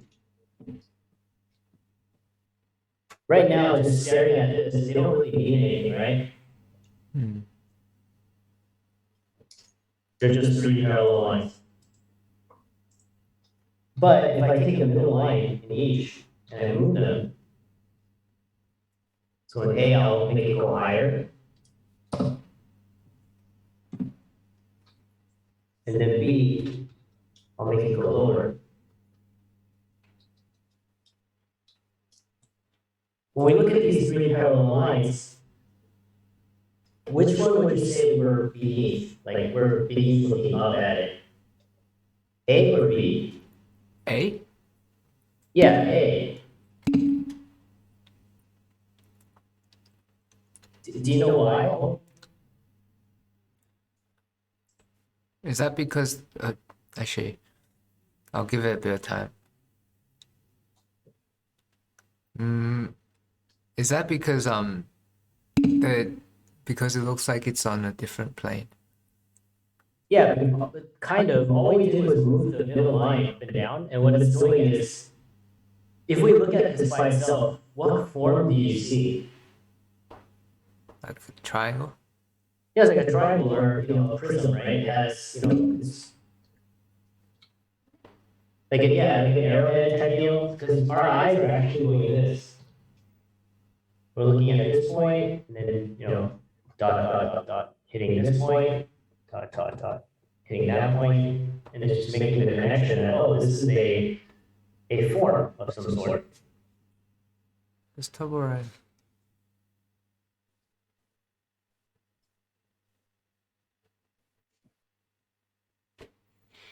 So that's what closure relies on. I'll show you one more example, and then we'll go into what capping off means. Capping off is important to know because capping off is what gives us an actual shape. So this is what our eyes are doing. So when we construct, we can use this to our advantage. For example, if we draw a box, we can draw a box like this, right? Show all the corners.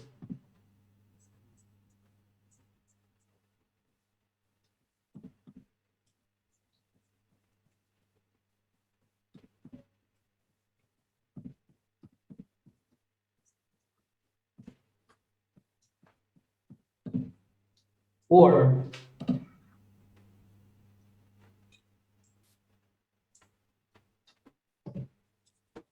we can not show you anything here.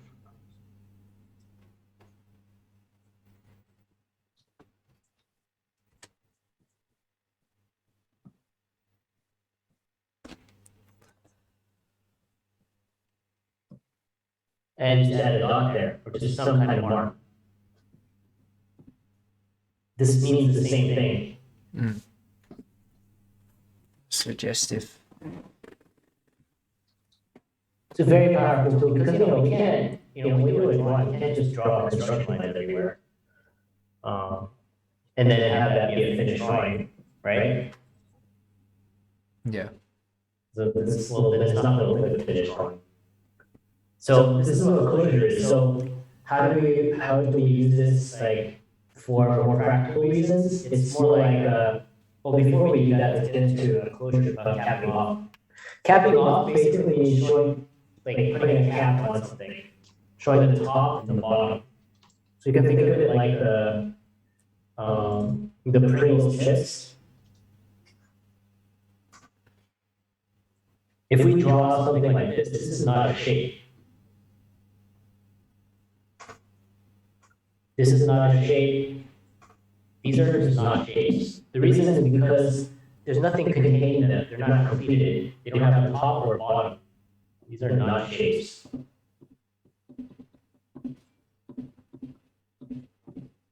You only get a shape when the thing gets contained. So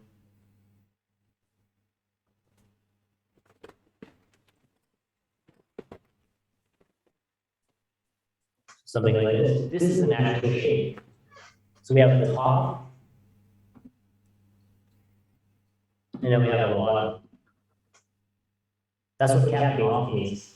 And we can easily turn it into the form by just defining the ends. So let's say we add an ellipse here.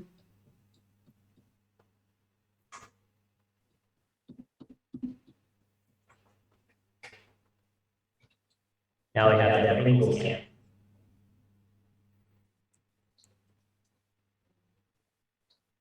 Or metal bar or whatever this is.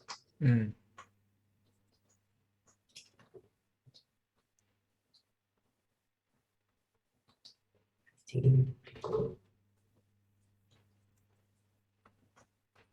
Does that make sense? Yep. This is why when a lot of people say I have a form problem, it's not a form problem, it's a shape problem. Incomplete shape leads to incomplete form. For example, if we drew this, like just two parallel lines, and then we do this, the stuff inside, these are floating details. They don't tell me anything. Then we have another situation where we have two parallel lines, and then we maybe draw some lines wrapping around in perspective like this. But it still doesn't, like, what's up here? But isn't capping off just normal drawing though? Like we just do that normally, don't we? You would think, no, you would think so, because sometimes when people sketch, that's another thing I saw this week with one of the homeworks is that whenever there's like a form issue, and then I look at the initial underdrawing, or look at a hand, or like an arm, they're not connected or anything, Right. Yeah. or they're like drawn like this. Mm. So these are not shapes. Like what shape is this? Or the lines are, this is like a hand, and then it makes the question. Yeah. Starts asking which one is your final line. What, and then this part's open. So yeah, that's what capping off is. And the practical use of this is, let's say you're drawing like a torso, or not even a torso, just call it a thing. Mm. So we'll start with our bow tie shape. We've been drawing all the time. So once we have the center line, so now that it's a cap shape, it has a top and a bottom, you can decide, hey, the top is the box and the bottom is the box.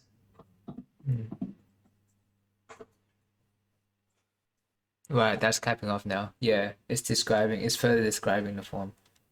Yeah, so now all we have to do is, hey, just look for some borders, just like these examples. So I want to say this is the form, and this is another form. So there's actually, no, there's three forms here. Then it's just, all right, well, maybe here I'll have an angle change. Angle down. And then inside, I need to find something, anything. Doesn't matter. You don't know anatomy, just look for something.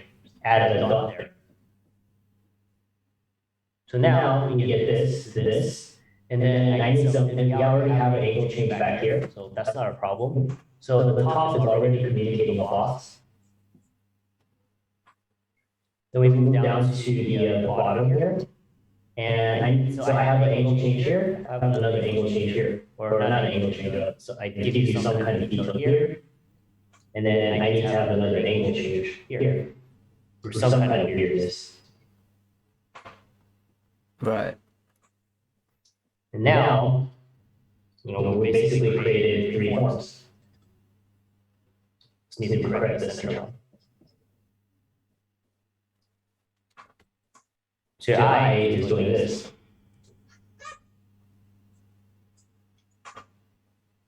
Does that make sense? Yeah.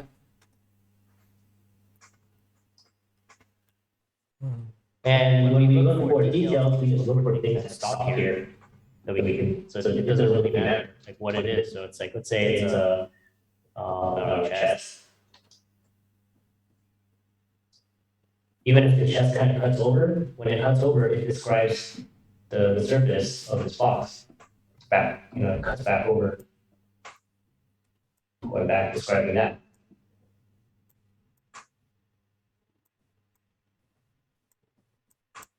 We're going to get into interlocks next. Basically, I already did that. Put this in.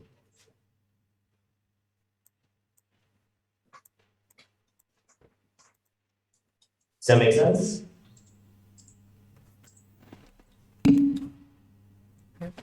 Cool. So that is closure and capping off. Save this.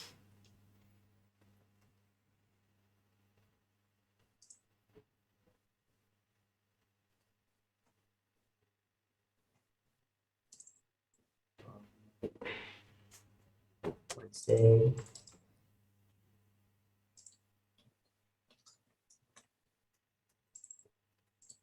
Better demo, say this as demo A.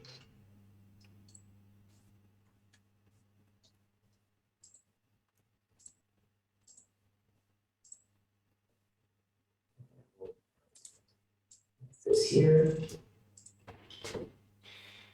Oops, Control G. So.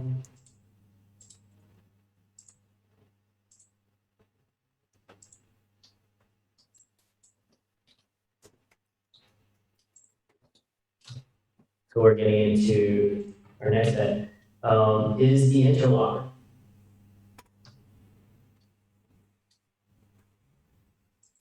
The idea of interlocks is basically like a chain. It's basically one form binding into another.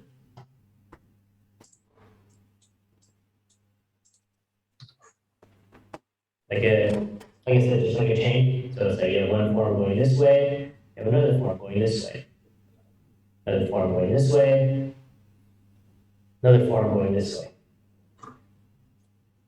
Most organic things that you draw, animals, things that like move, that hinge or whatever, they're gonna have this interlock. That's why if you can understand interlock, you already know how to draw arm, finger, stomach, legs, feet, because they're all based off of this very simple idea. And in order to interlock successfully, we need to at least know one face of our form, so we can have a form bind into it. So let's say we draw a box.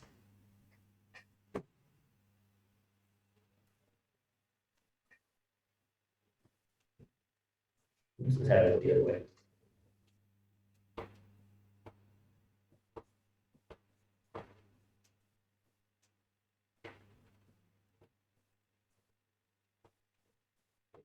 Right? We have to know at least one of the faces so we can have the next form bite into it.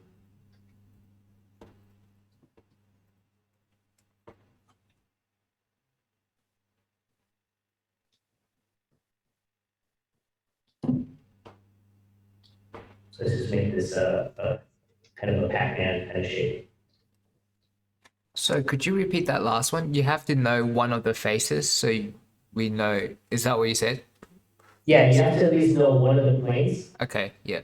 So you can have the next plane bite into it, or the next form. Makes sense. Like if we don't know this, then it's very hard to interlock. Yeah. And I'll draw a simple interlock to represent an arm. So interlocks are basically just one form biting another. The arm is like the most common, but you can use it on the stomach, you can use it on fingers.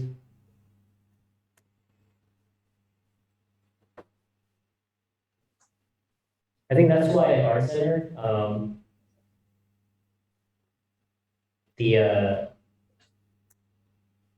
when we get to about fourth term,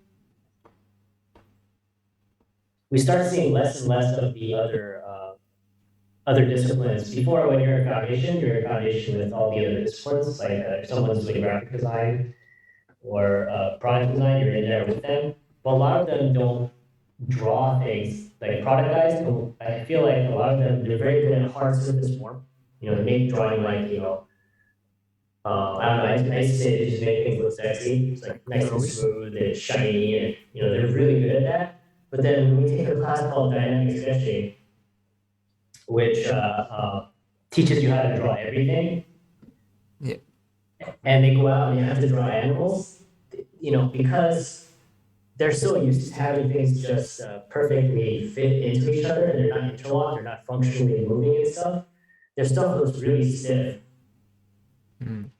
And I think it's because a lot of them don't utilize the interlock as much, or they don't really know how to utilize it. So if you draw like a crocodile leg or something, we're already figuring out how to interlock our shape. First we get a shape, and then we try to figure out how to interlock form so they look like it actually bends versus just capping something off.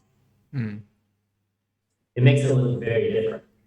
And capping something off is what industrial designers do most of the time. Is that correct? Or? Yeah, a lot. And because industrial design, they do have, in a way, when you draw man-made objects, it is, especially like airplanes and tanks and stuff like that, it is a little bit easier. Mm. because airplanes, tanks, anything man-made, they have panel lines. Yeah. And panel lines allow you to just, here's a cylinder, right? There's a panel line here. Let's say it's part of a jet or I don't know, whatever it is.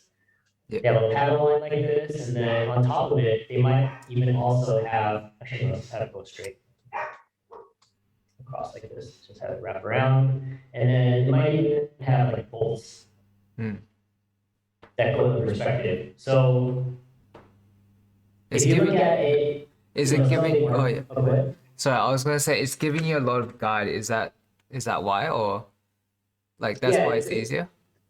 Yeah, it is a lot easier because when you draw, let's say, like a tree, which is organic,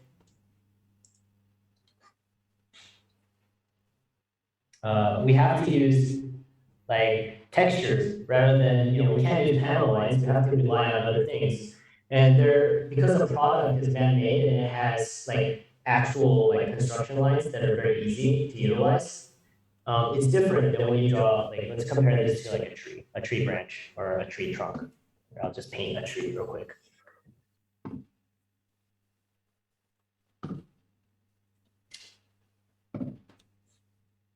Here's the shape of our tree.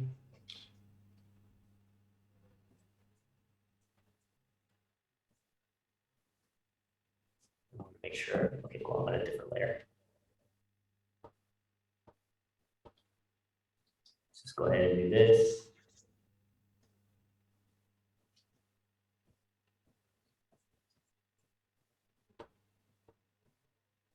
There's a tree trunk. I can't just go in and draw ellipses like this, right? That doesn't look like a tree trunk. Yeah.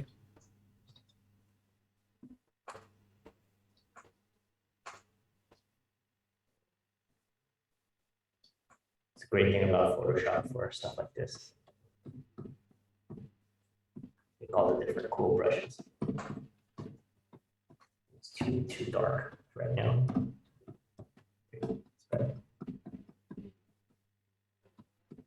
Still want to think about a complex side and a simple side. Some leaves over here.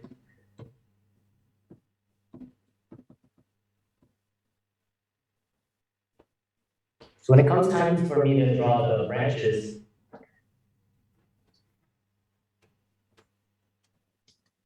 I mean the trunk, 20 good size, 15, okay, 15 is good. When I start adding the details, first of all, tree trunks are not perfect, which is another thing that they kind of struggle with because, something like a airplane is very streamlined. It doesn't have, it's like everything is very straight. Whereas if you draw a tree, it has imperfections in it. There's, like lines that are a little bit crooked. That's already different.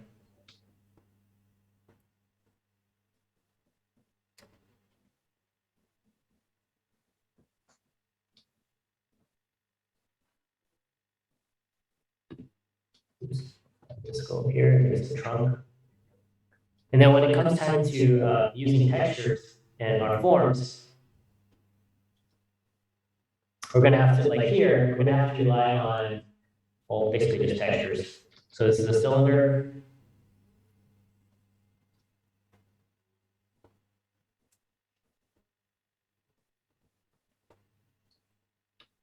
There's branches here, gonna wrap around.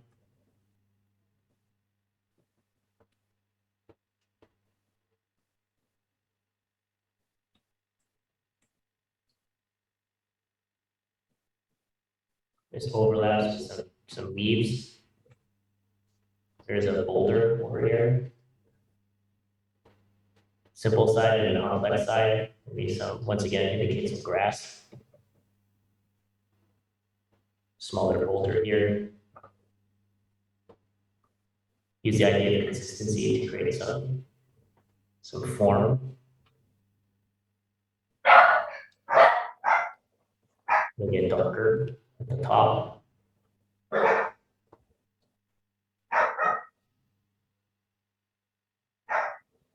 So basically, they had a lot of problems with organic forms.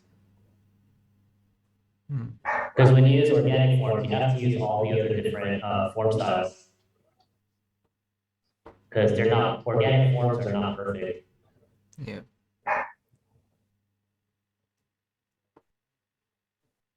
They paint the leaves on the tree. Sorry, guys. If you guys ever go landscape painting, you can paint what's it called? You can spend hours just painting trees. I would get lost in trees and rocks. Yeah. So like, it'll get darker here. Light's coming from the left. So nice darks.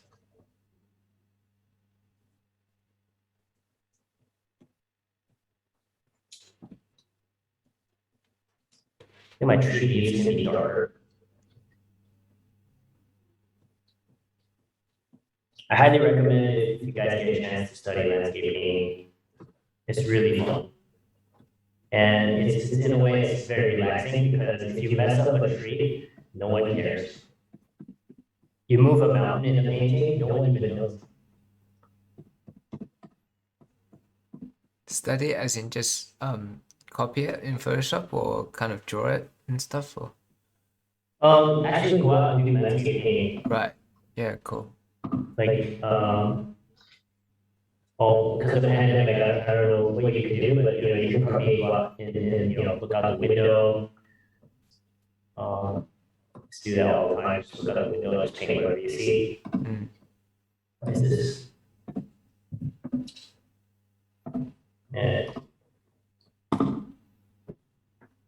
And this is where brushes are really fun to play with. Like if you have, if you're working traditionally, you can take your brush and like smash it to create all kinds of weird or more organic textures, so it looks more random. Yeah. Just take your brush and like slosh it around a little bit so you get some random marks.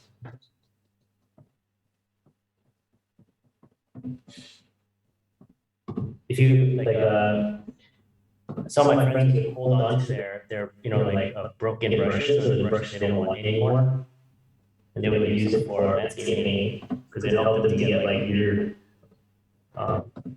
random patterns. Paint our sky bowls. We get some branches in here. Did you use the oil paint or watercolor and stuff, or what medium did you use? I used gouache and I used oils. Yeah. Oh, and acrylic because a lot of our homework was like illustration homework. We did it in acrylic because it dries the fastest. Yeah.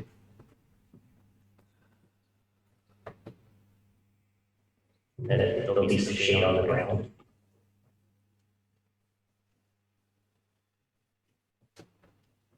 Just grass.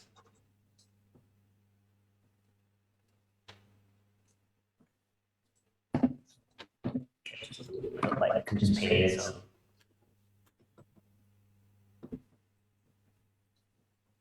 Yeah, I highly recommend you guys do some landscape painting. I think landscape painting is one of the best ways to learn color.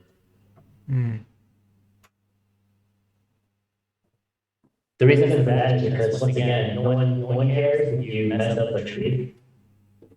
You mess up a base, everybody knows. But when you're landscaping, you can solely focus on color and value, especially when you're painting a tree or a rock. Well, it's gonna be like, hey, that rock didn't look like that.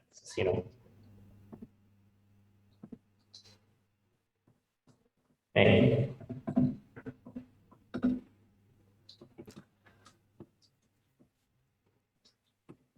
So yeah, so a tree.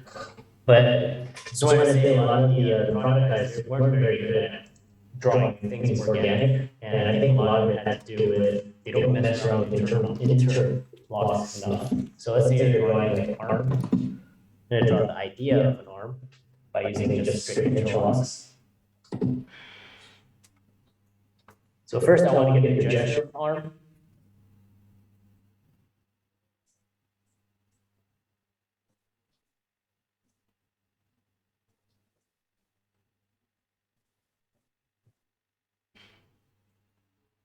So okay, so there's this.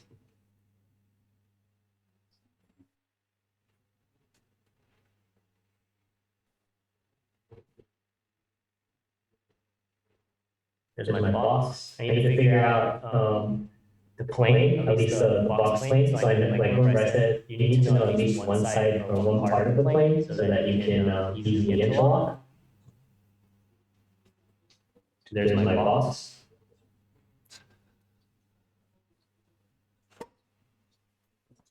Right, that makes And sense.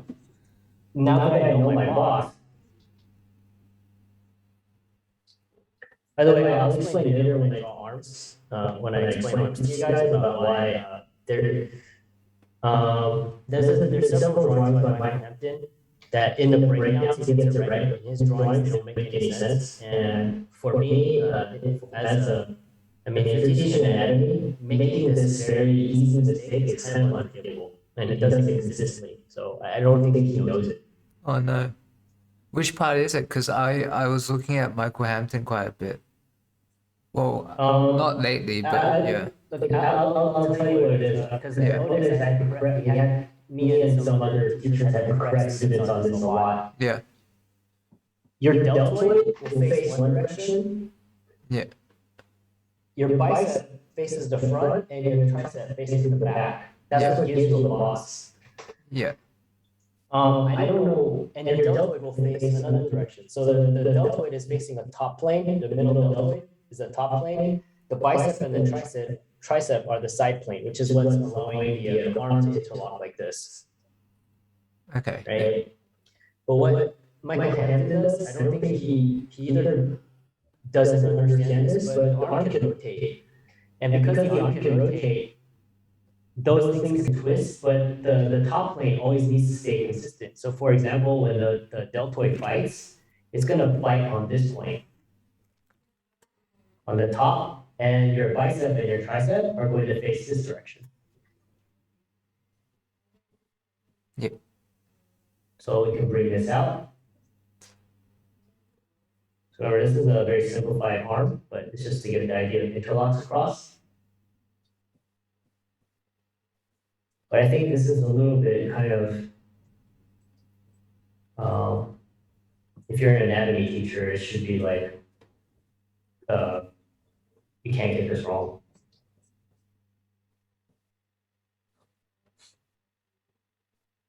So the bicep will bite in like this.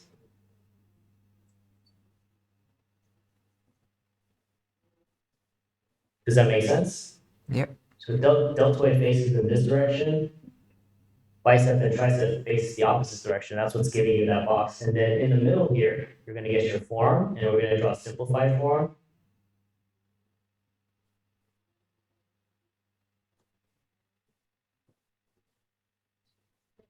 Wow, it looks good already. I could see it. And then this plane will, this is just how, what's his name? George Bridgman does it.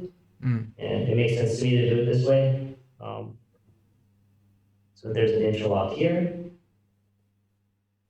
With the forearm, here's the elbow.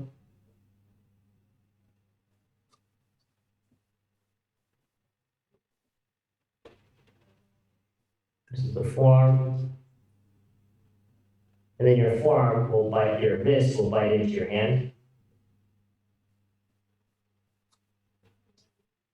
So there's an interlock there, and there's your hands or your thumb. As you can see, I started already adding the box of the hand.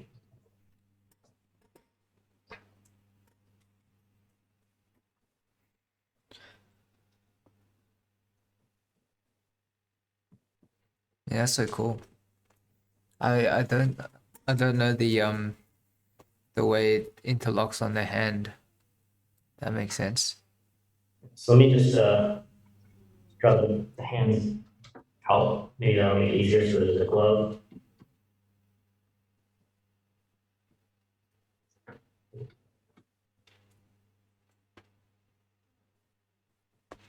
Are we doing arms today? No, this is just a quick Okay. interlock explanation. Yeah. Arms have their own day, Oh, sweet. Yeah. and oh, I see. I know what happened. Why it feels wrong here. Okay, so I need to have this come forward. Everything needs to come forward as well.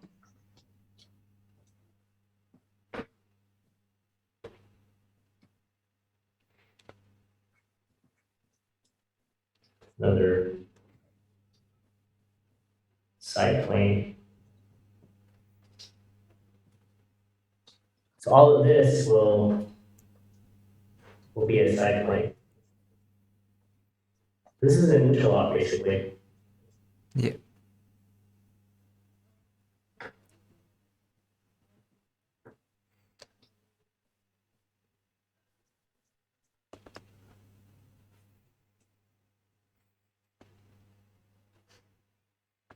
No, not really. This is what helped me to draw transformers.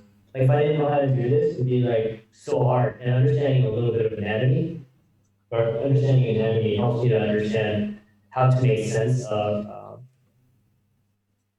Like for example, if I need a transformer to bend his arm like this, I know I need some kind of interlock here.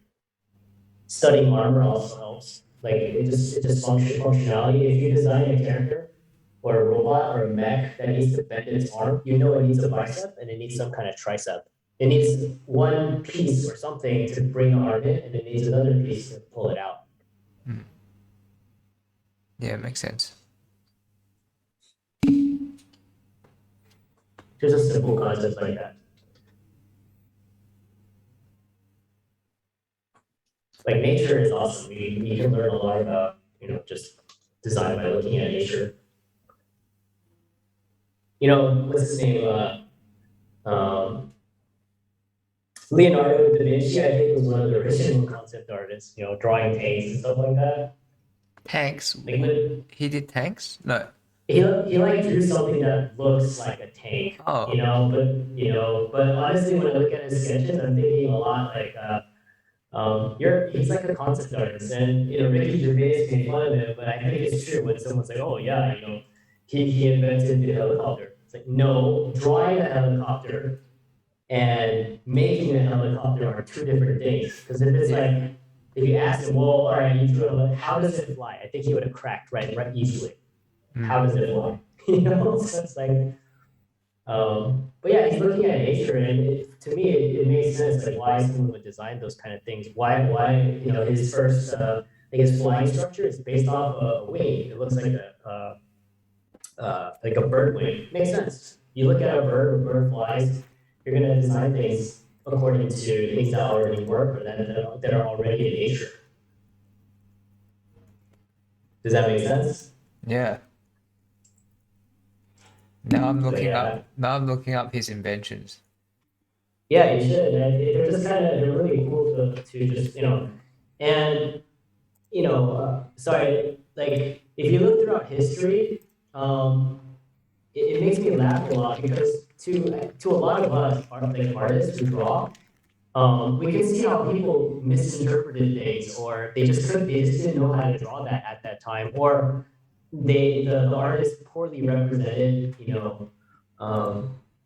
whatever it is that they're trying to portray. Like a ray of light has been mistaken for UFOs. See, they didn't. That's how they drew it. That's just how they painted it. Doesn't mean it's a UFO. What's it called? A bad drawing of leaves. Leaves. Have been mistaken for a Stegosaurus. Okay. Yeah, like if you guys ever get a chance, there's a drawing. I think it's from Thailand or something. It's just for people to say, oh yeah, dinosaurs and people walk together. It's clearly like a rhino, but like surrounded by leaves. But then the way they drew, the way the leaves are sculpted into the leaves are sculpted like this, so they look like the back of a Stegosaurus. So a lot of times it just makes me think like, man, it's just bad drawing. That's what it is. Like I understand, but So yeah, it's just interesting. Like when I watched when you guys watch something like Ancient Aliens, and then you see how could they have drawn this thing that looks like an airplane? It's not hard to come up with an airplane shape. Even when I was a kid, even when you guys were kids and you're drawing airplanes and you just think of things that fly, or maybe you just saw airplane ones or something, it looks like that. Or I've seen drawings of unicorns and stuff, and that kid doesn't even know what a unicorn is at the time. When you're like in kindergarten, it's, oh, I think it'd be cool if this horse had a horn or something. It doesn't take much. It's so cool though, but it's like one of those, they're like iconic designs, but it's just so simple. It's not like, I think that's probably why we resonate with it, because we all kind of like, I don't know, like a unicorn is kind of cool. I think it's cool. Yeah, it is cool. It's a horse with a horn. Yeah. When you just kind of do it when you're doing master copies and you look through paintings of like Dante's Inferno and you see all the demon sketches and stuff, you see like lots of stuff that we could, if we just kind of do some mental gymnastics, they look like characters we have now.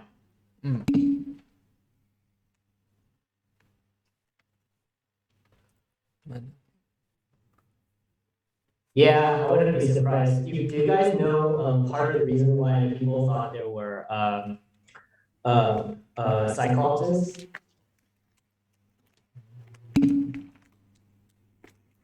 Those people saw an elephant skull, and the trunk goes in right there. There's a huge hole, and it looks like an eye hole, like an eye socket. So if you just see the bones, you would think, without any context, it's not hard for someone to think that this is a cyclops. So many bones and stuff like that, like China, with all their dragon stories, there were a lot of dinosaurs found in China.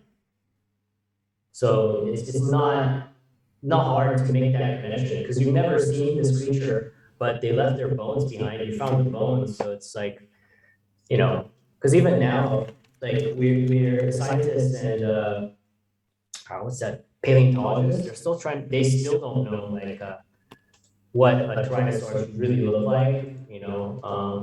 They still have speculations. I think now they have a better idea of how it used to walk, because I forget, like 1950s, if you watch like The Lost World, was it 1960s or 70s, they have a Tyrannosaurus walking like a human, or with the tail down, and then now, like over the years, they found out the Tyrannosaurus doesn't move like that. It moves with its tail up. So they pivot. They're more like a chicken. So yeah, it's always changing. So it's not hard to imagine somebody who's never seen one, a creature like this, and they find the bones. It's not hard for them to just kind of fill things in however they want, and they're finding these. So it's like. So yeah, there's a lot of really cool explanations. Like the real explanation to me is very interesting. I feel like that's so dumb. I don't know how they did it to aliens.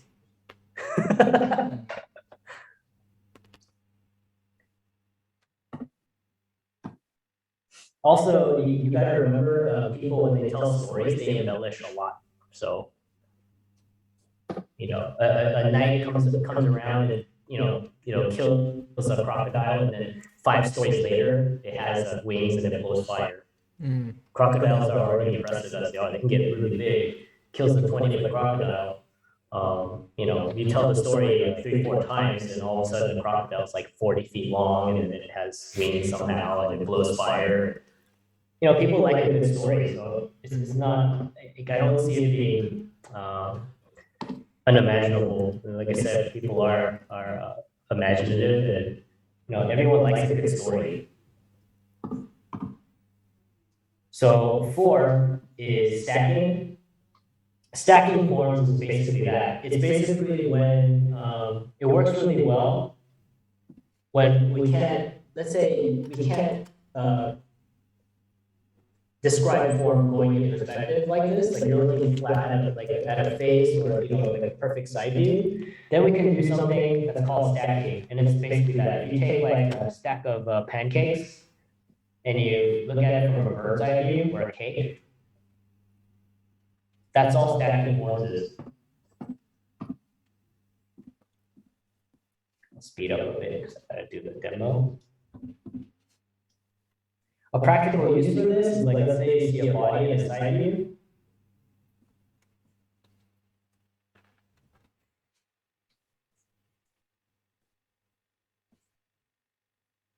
There's your underlying pancake. There's the neck.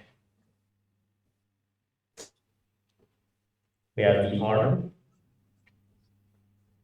Basically, it's like creating overlaps going forward or at the viewer.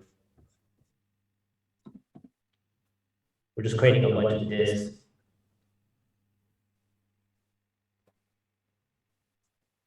So there's one. Actually, no, let's add a deltoid.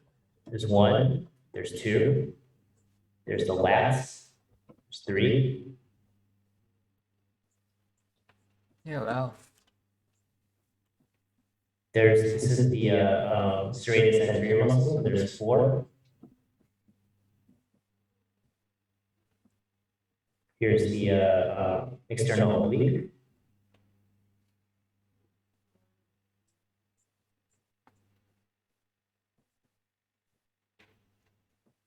And there's the legs.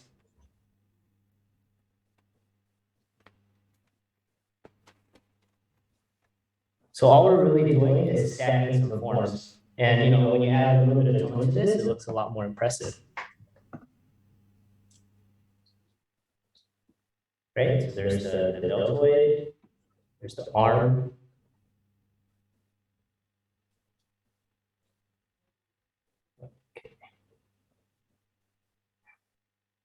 See, all of a sudden, it doesn't really look like you're just stacking things anymore. Mm. So that's all the idea of stacking is. You're just taking forms and then you're just literally stacking them.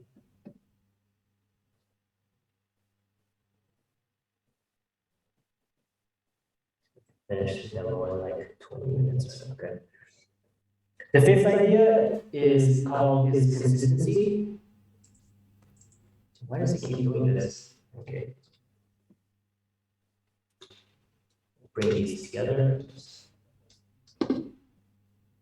Must be a hotkey I'm pressing. Consistency is basically showing the same thing over and over and over again. Okay. So maybe you run into a situation where we talked about tapping, showing the top and the bottom. You might run into a situation where you can't show the top or the bottom. You might run into a situation where I can only show the bottom, but I can't show the top. So here's the bottom of our form. This is just a box. Now say you're drawing a building or some kind of box, and at the top it's just hidden. Maybe there's something overlapping. Mm. So the top is kind of the question. So what we're going to do is we're going to just show you consistency. We're going to show you the same thing over and over and over again. So I'm going to keep showing you a front plane like this.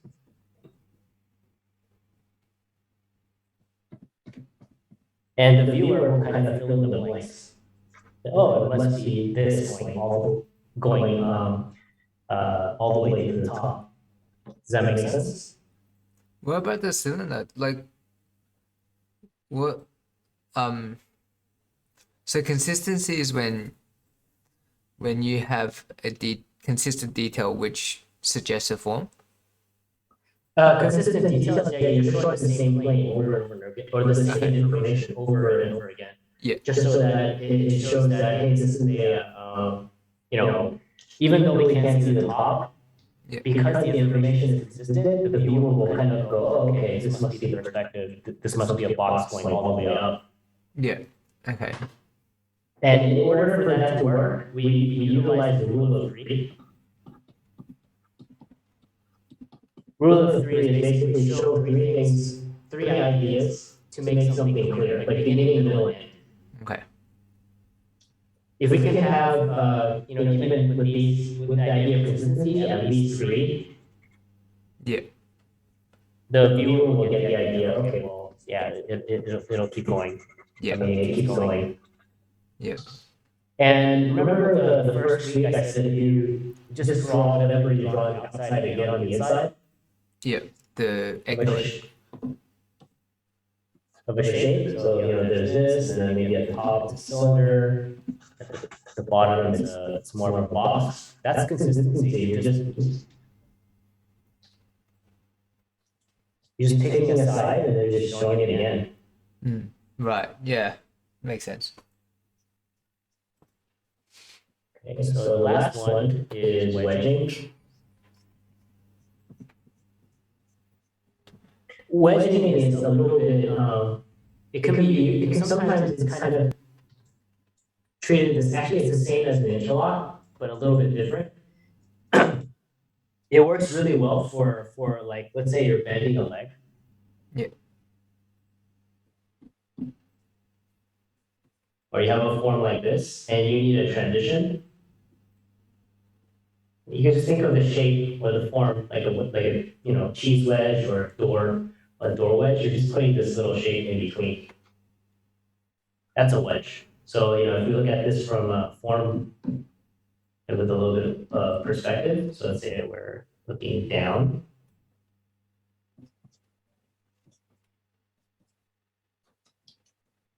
Sorry, this happens sometimes. My brain goes into Long day.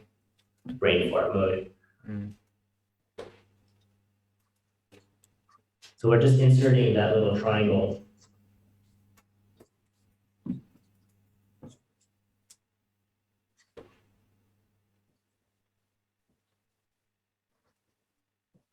Just add a nice transition. It can also be used in the torso as well. So if this is a box,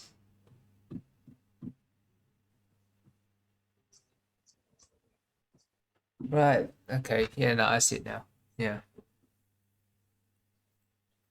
if you use it in a torso,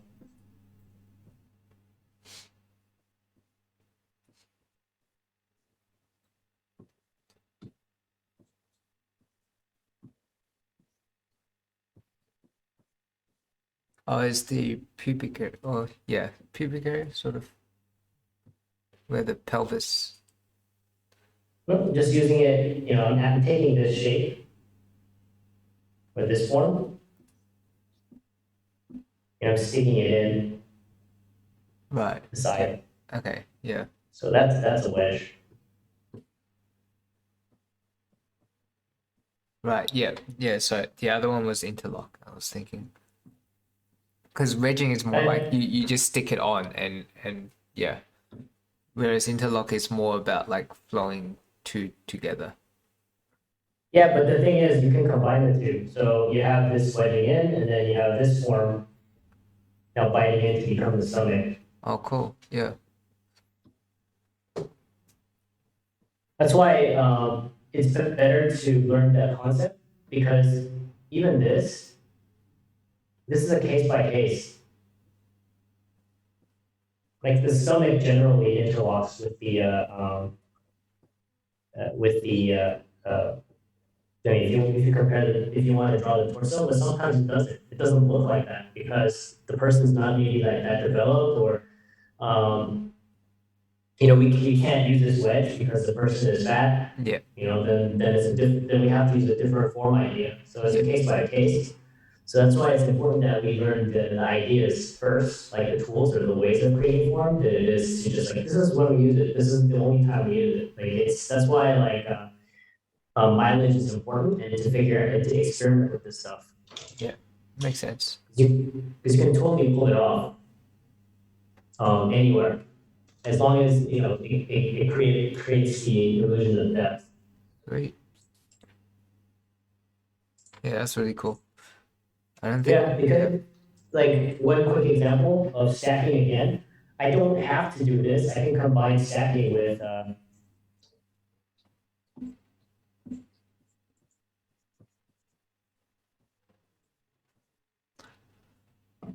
that's all right. Even if it's on the top layer.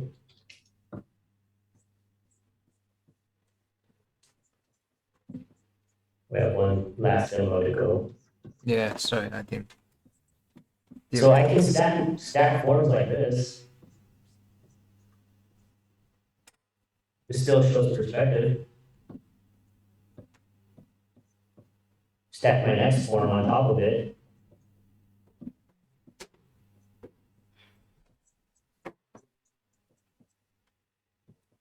So a lot of the things I practiced wasn't just like anatomy, but it was just practicing how I can create form in different ways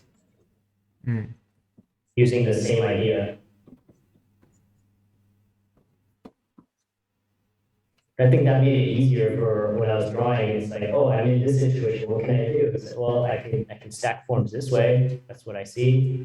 Or I can interlock. I can do this. I can do that. It's basically just opened up a lot more options. Gave me a lot more options. Yeah. So here's top plane.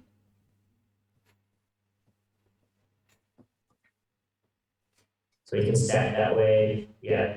I mean, it's really cool to be able to understand the ideas, or it's more important to understand the concept behind the ideas than the just straight anatomy.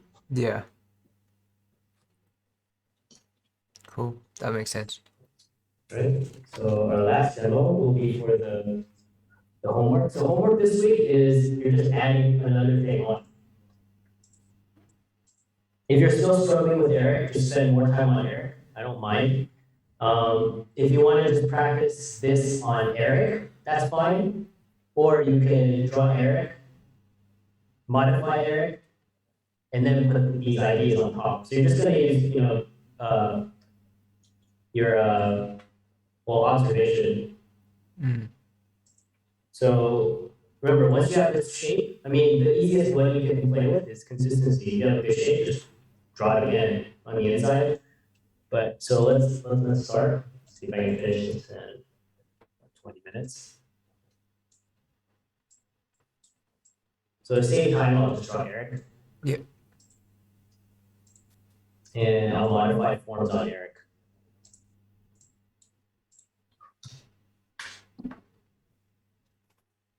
So we'll start with our circle.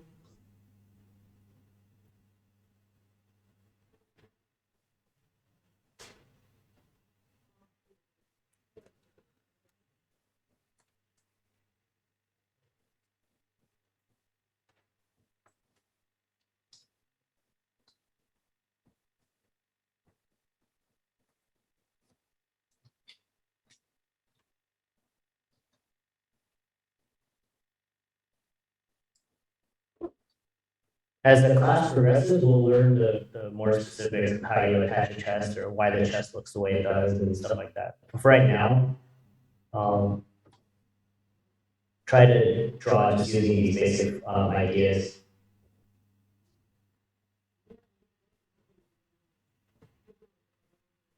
Like I said, sometimes anatomy holds you back.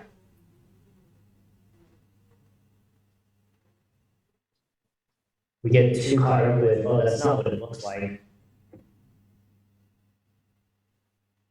When the goal is mostly about communicating.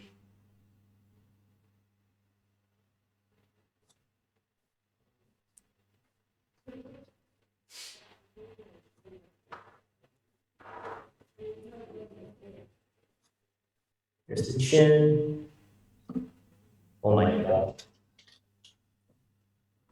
I didn't know I was drawing so small. And it zoomed in.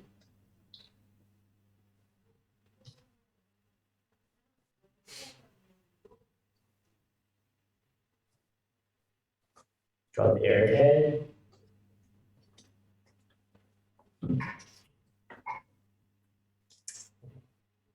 Top of the head. Bottom of the chin. Once again, for this week, the homework is, if you're still struggling with Eric, I would just recommend just drawing Eric until you get comfortable.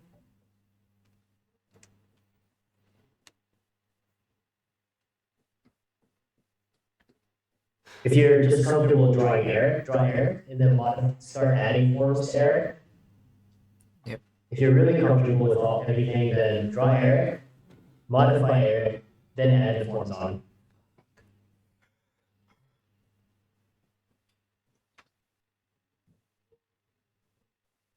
I mean, basically, that first drawing I did in a different style, that's all I'm doing. I just draw an area, I modify the shapes. Once I get the shapes to where I want it, then I start adding forms. Yeah. Like,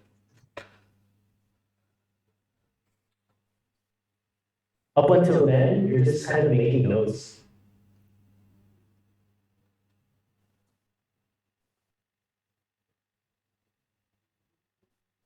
Once again, I'll just do an area drawing.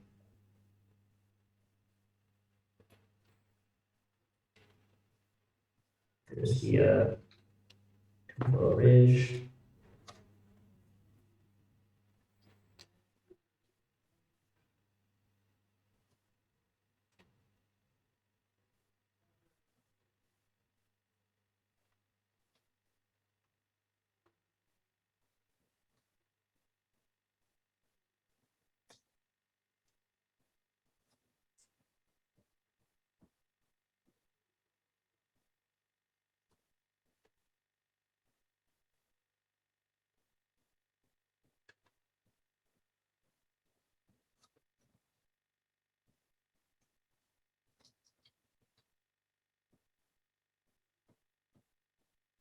Back of the skull.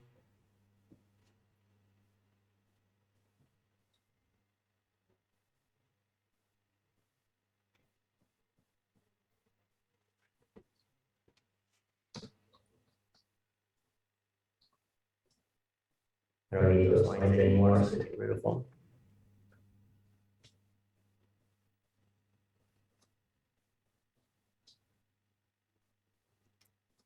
Start drawing the neck.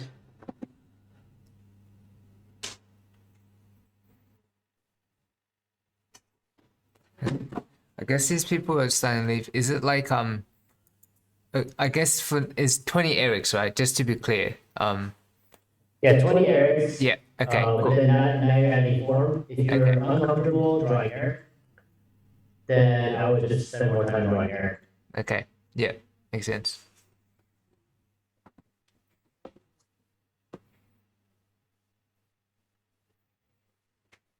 So one circle down to the neck.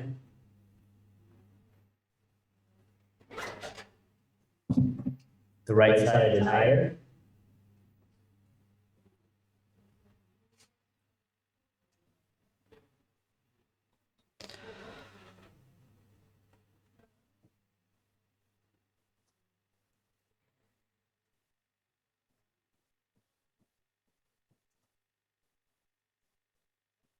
Shoulder about somewhere there. I'll fix that. Stay, get the negative shape.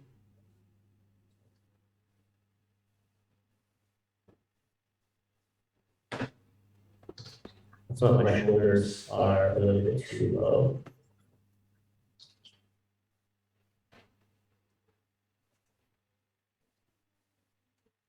Just quickly checking the clock. 13 minutes.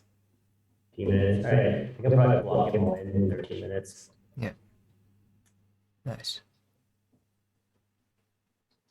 Can probably indicate some form at that point. So there's a nice twist. So that's too much time. Huh? So that's too much time. No, Oh, yeah. I'm joking. So 1,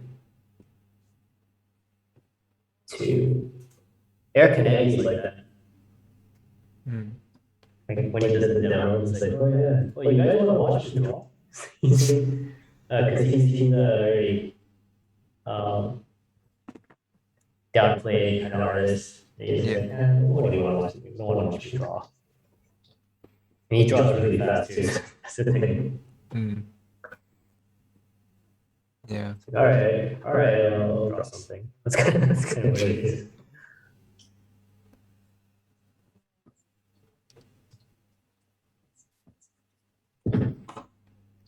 So once again, just working on stage 1 and then stage 2.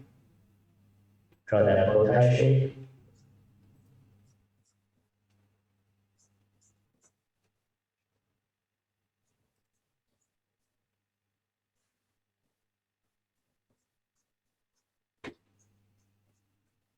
I can see that I need to modify my center line a little bit more. It's like somewhere here.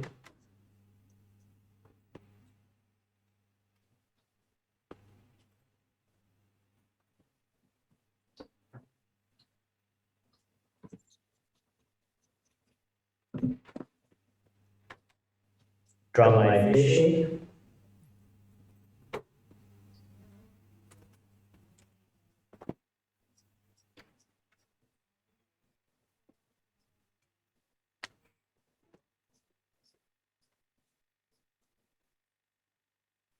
There's the sternum.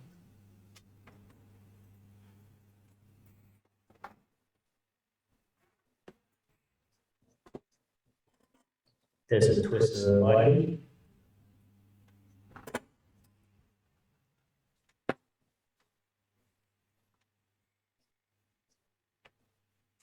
I can go ahead and close off or cap off the head. There's already my box. Sorry.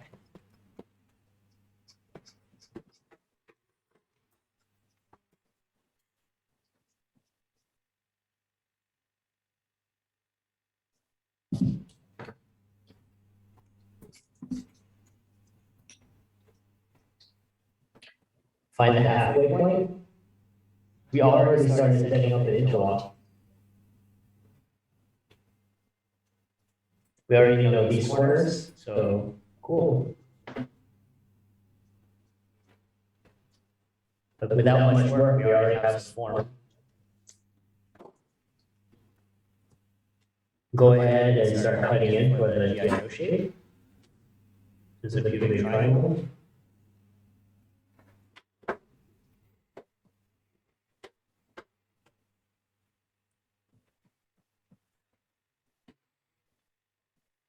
At the end of this, I'm gonna be master of Eric. Yeah. I hope to perfect it someday. And then I won't talk about it anymore. I'll be like Mark. So when I lay in, I'll just draw. I'll do this. And I'll start rendering. That's how Mark draws. Like the first time I started doing it, I was like, what the hell? Where's the lay? Because most teachers will measure. He just went like, it'll fit. Oh, what? And then he'll draw. He goes, here's the head, central line, and then he just starts rendering. I like how you did his voice as well. And it's like, it'll fit. It's like, Yeah. what are you talking about? How many? It's like, anyway, so here's the legs. Yeah, yeah. I didn't mean to sidetrack you again. Go. No, it's all right. He does that. I was like really. It's like, what the hell? It's like watching like a real magic trick. Yeah. Because I have trouble with like the spacing. Like a lot of time I draw too big or too small. And I find it hard to judge like how big it would be, how it would turn out. Like for me, it kind of be like it will turn out however it turns out, and then I'll just free transform it. Yeah. Yeah. Well, just measure is what we do, or is the simple way. Do you start off? Count. Do you start off with top and bottom, or do you count heads or something, or how do you? Yeah. It's just count how many heads. Okay. In the beginning, and then I'll make a mark on my paper. Yeah. Okay. Like this, and then I'll be like, okay, well, and eventually we'll get to a point where like You can eyeball it. if you can eyeball it. If someone's seated, I can draw a head about this big. If someone's standing, I need to draw a head about this big. You just kind of learn. Okay. That's pretty. But Mark was he just drew a big shape, and then it looks all right with it. Okay. There's the feet is getting an overall shape. Remember that rhythm from last week for the legs? Yep. Go ahead and draw that in to kind of help us get the shape of the leg.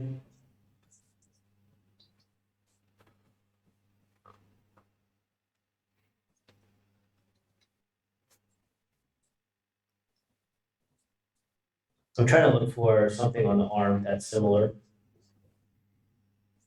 But so far I haven't been able to find anything that works for a lot of different views.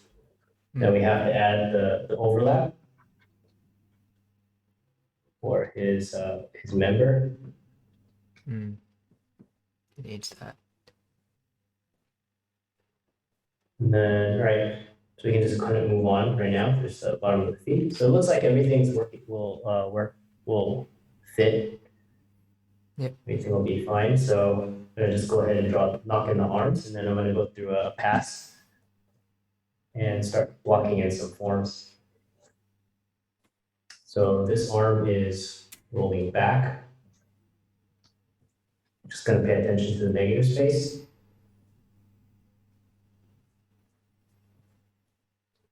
I feel like every time I draw Eric with a berry, I always widen out the back. It's because it's something, I like to accentuate on berry. So it's always a little bit influenced. Like I said, the only time your Eric is 100% Eric is when you draw it out of your head. Most of the time, it's influenced by whoever you're looking at. Mm.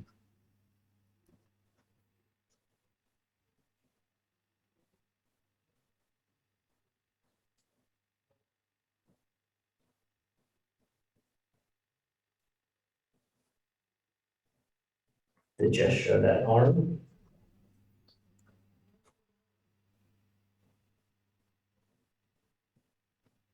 His forearm should be right around here. Okay, cool.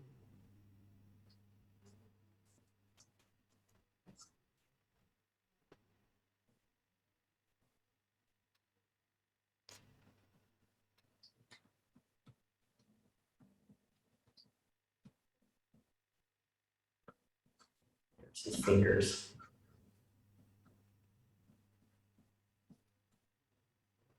I think someone needs to make a YouTube channel of people raging when they draw. I think that'd be pretty cool. Mm. Like Is it- a video game raging. I know a lot of artists who rage. Like, what the hell? I don't know how to draw this. Yeah. But they keep drawing it until they figure it out. Yeah.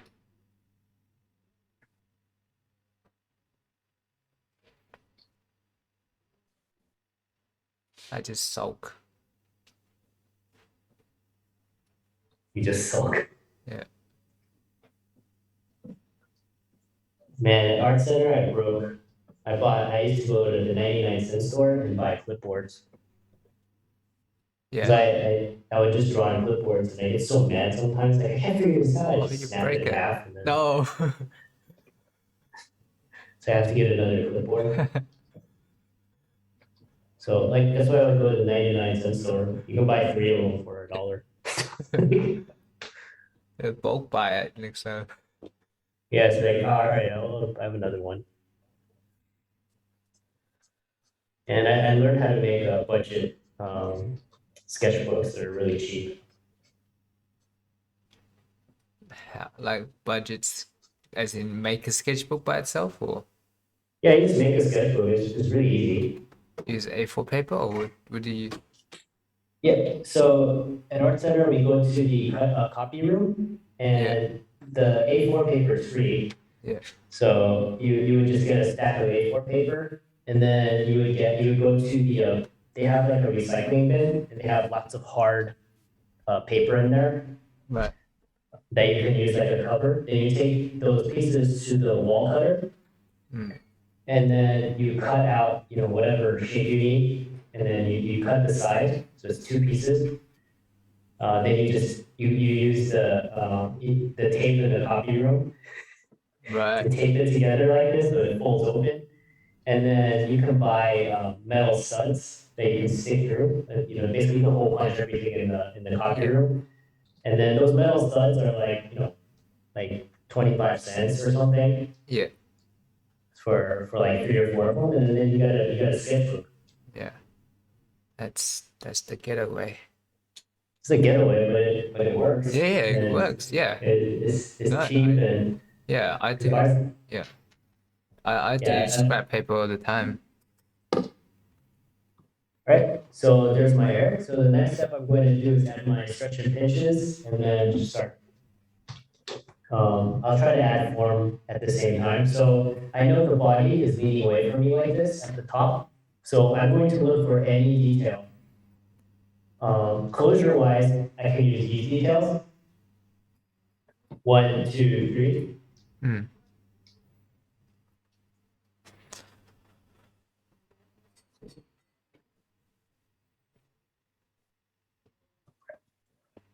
Here, and then there's the leads right into the neck, so I'll maybe darken that.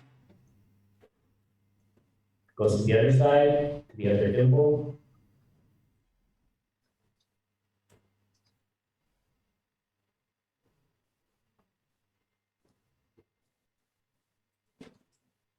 I can see the chest wedging.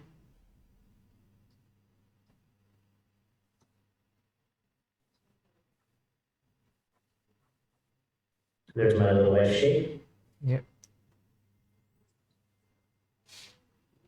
There's my chest. I know this is the corner right here. What I'm going to do is, it looks like the nipple is right there. Corner, I'll stop my chest line right there.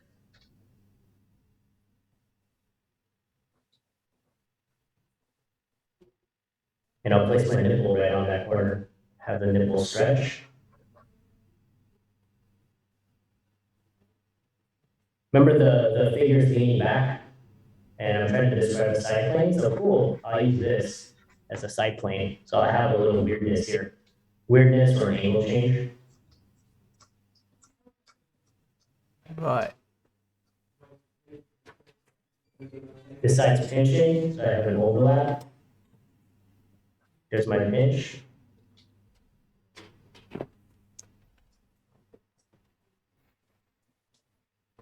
This side is pinching, this side is stretching.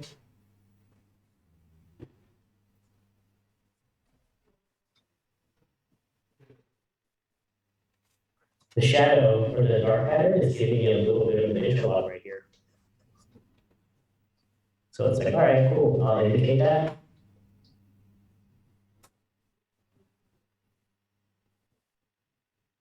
Get an overlap.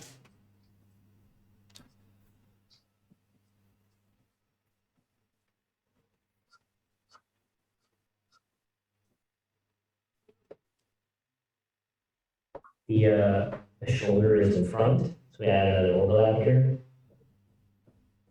Wanted to blend my shapes. It's my I don't know muscle.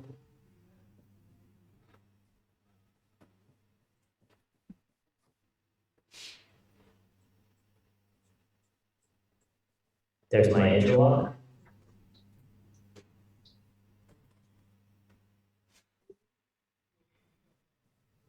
It's my stretch.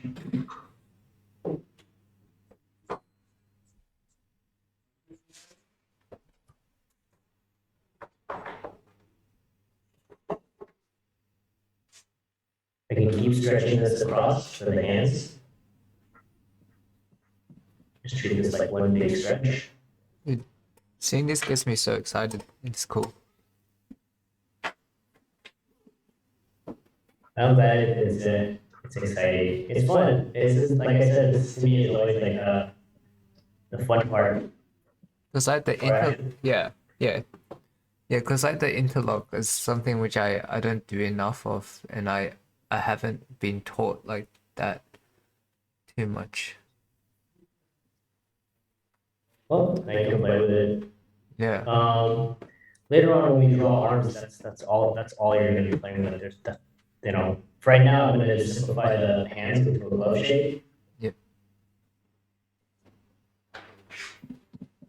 If I want to, actually I can add a little bit of closure for the wrist, because I see a little detail here. Yeah. Helping me get a box. So I'll cheat. I'll use that little detail to help me describe a corner. Yeah.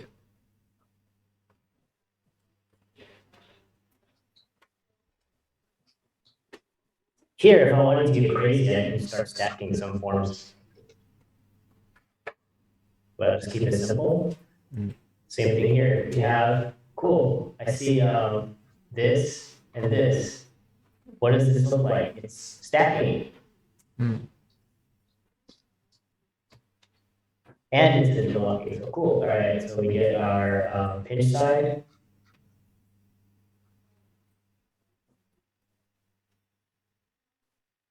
We'll stack the form here. We have our stretch side.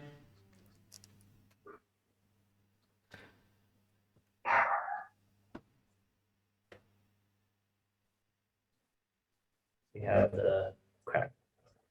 Shoulder muscle. Sorry, we can't time. Yeah. You know, it wedges on this side. It'll wedge on the other side, right? It's not like you know, you're because we are bilateral. Yep.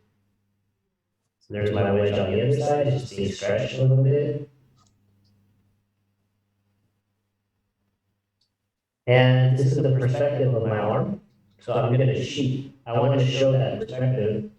So I'm going to curl, not only wedge, but I'm going to curl that line over. Just like I can indicate some of the perspective. So if my chest is on this side, and that chest is on the other side as well. It's that connecting point. Yep. And I'm going to sheet the nipples as well. The nipples are being stretched, so I know here it doesn't look like that. I'm going to just stretch the nipples, so it feels like it's being pulled up. Mm. I'm going to add a clear overlap for the latissimus, or the back muscle. So I want to say the arm is in front. So this is in front.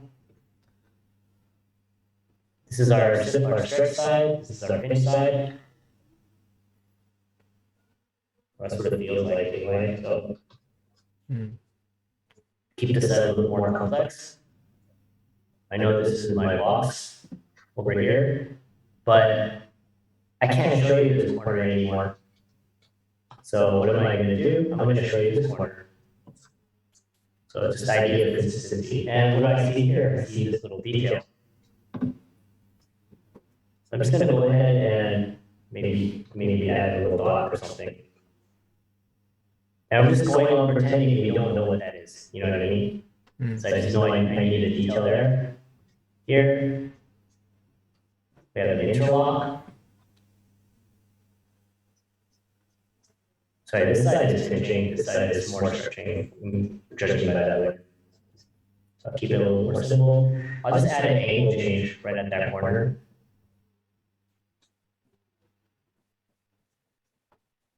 And I'll just keep this stretch going. I don't mind flattening out this leg a little bit because it is receding. So I'm going to leave this leg more just as a shape. I don't really care. Because even if I render this, I'm going to use tone to knock it back because I want this leg to come forward.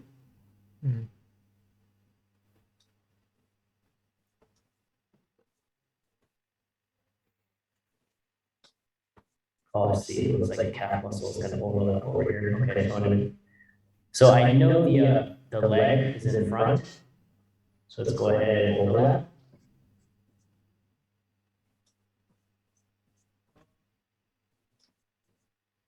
We have this nice rhythm here, or anatomical rhythm comes out, shows us the upper leg.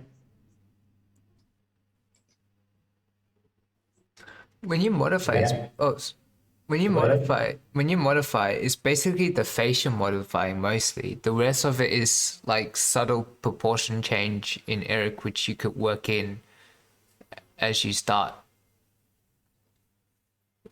Is that? Yeah, it's the body type, but it's also it is the face. But the face is usually the hardest, or the place where I spend the most time. Yeah. Because I'm still sticking with most hair. Yeah. On this one. But he still looks like him. Proportion wise, he still looks like him already. Oh. Okay. Sorry. Oh yeah. Oh yeah. This is sorry. The leg is coming forward. right? Like this. So I'm gonna try to look for some kind of overlap. So over here, maybe I'll bring this over a little bit more. And then in this case, I would probably use a shadow shape right here. I could bring you over like this. But since we're not going to, let's just, I don't know, you can just leave a mark there. We're just looking for anything. Or maybe I can bring this over, hit this corner here. And here's the overlap.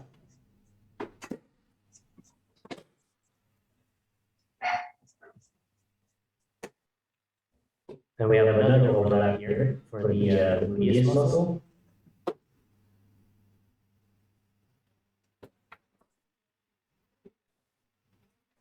What's it called? The knees. I can just do some stacking. So this is a cylinder coming forward. I can just add another cylinder on top.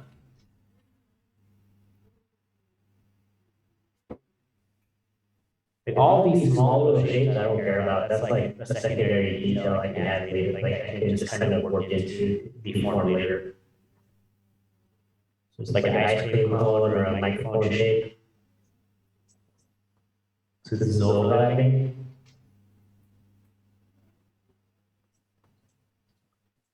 Add another, I'm using closure here.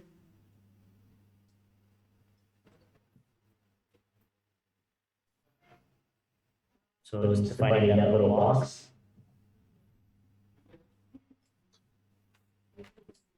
Draw the calf.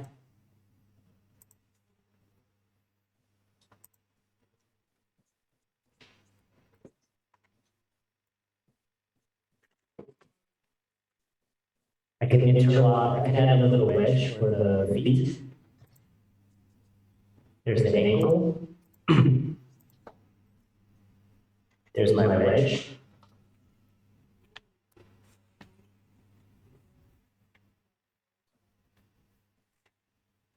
And then I don't know what to do with this wedge. Oh, I can just interlock or add another wedge.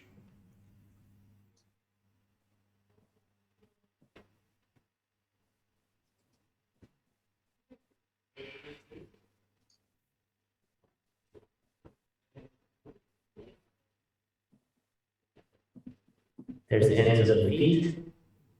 And then we can add on the toes.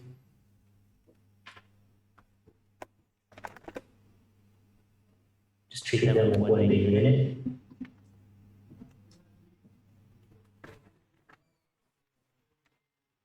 You're really gonna just rely on your observational skills to do this.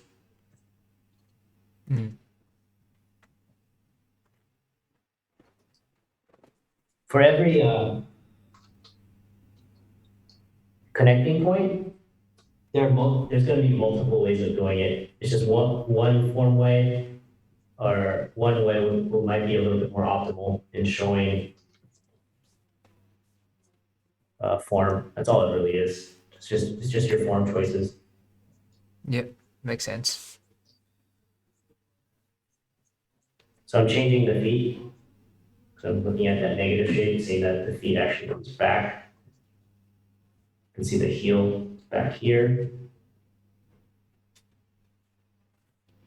I can't really see a connection point, but what I can do is I can just treat the foot like a box.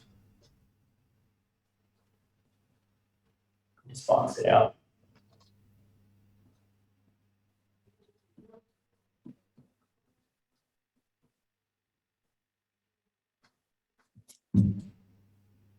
Then there's this arm. So this arm is coming forward. So I'm trying to see, well, is there any way I can incorporate some kind of overlap like this? I can see a little detail here. I'll use it.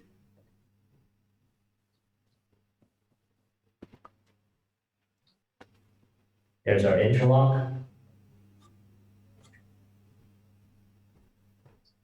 Here's the forearm.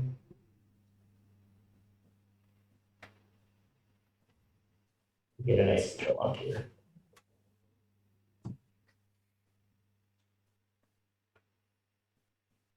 use that egg shape.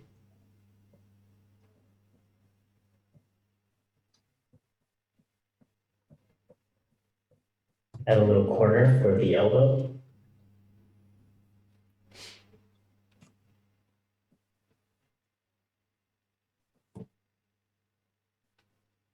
Get into the hand, you just treat it like a box.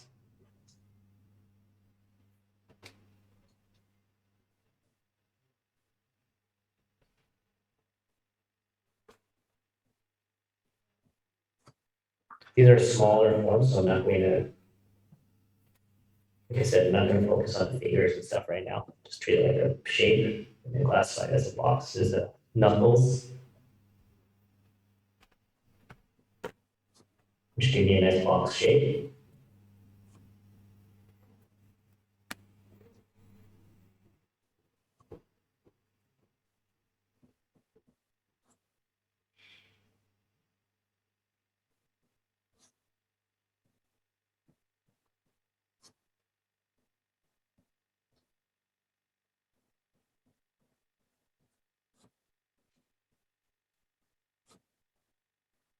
And here's the side thing.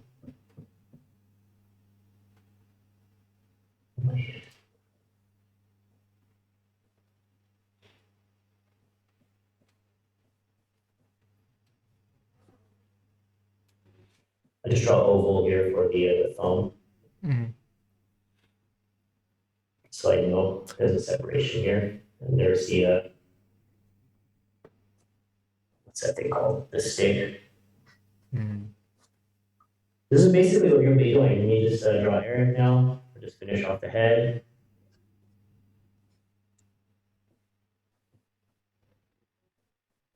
Try to work from Barry, all the reference from Barry, because Barry, I think you can have a little bit more easier time drawing form. Yeah. So And then G. yeah, G or I don't think I gave you guys. I'll start uploading the other ones, but yeah, the cat. Don't if I do upload cat, don't draw from cat. Yeah. You want to work from someone obvious to then start working on someone more subtle. So Barry's the best model to work from for this. Yeah, for this assignment, Cool. I would use Mark, but Mark is a little bit too hard. I don't think we have Mark yet. I'll, Yeah. okay, I'll upload his reference because Mark has an unusual rib cage. Right. And his he has a Audi belly button, but here his abs are a little bit unique, which shouldn't say weird. Yeah. They're unique, so it can really throw you off. Yeah. Well, it's okay. We all have Barry, and I think it's probably best to start with Barry just because these are all new ideas to a lot of us, most of us. So yeah, so give this a shot. Yeah. Just try to use as many form ideas as you can. If it's too hard, then just focus on one idea. Like pick one form idea that you can actually like see. For example, here you can do the whole drawing by just focusing on the idea of closure. Yeah. So you just look for corners. And overlaps, with what's in front of what. So even here, hey, this, I don't know what this is, but there's an egg here and it's in front. Mm. And I'm seeing that this part is a little bit boxy. So cool, I guess that's a corner.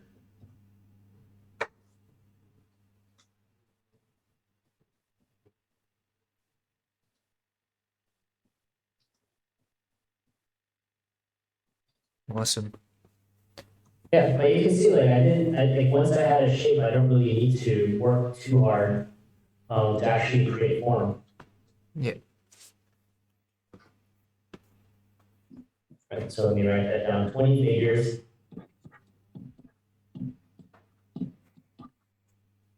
Focus on Eric and form.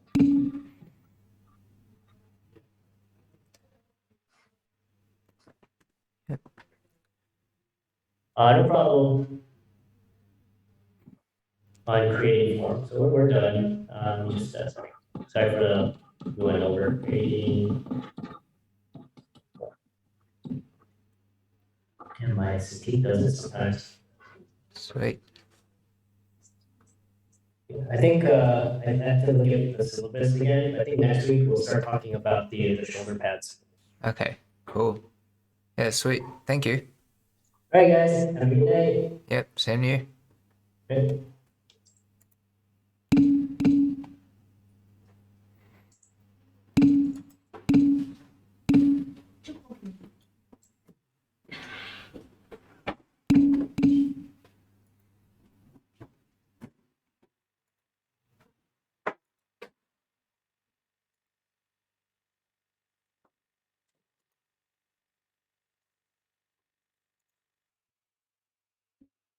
Okay.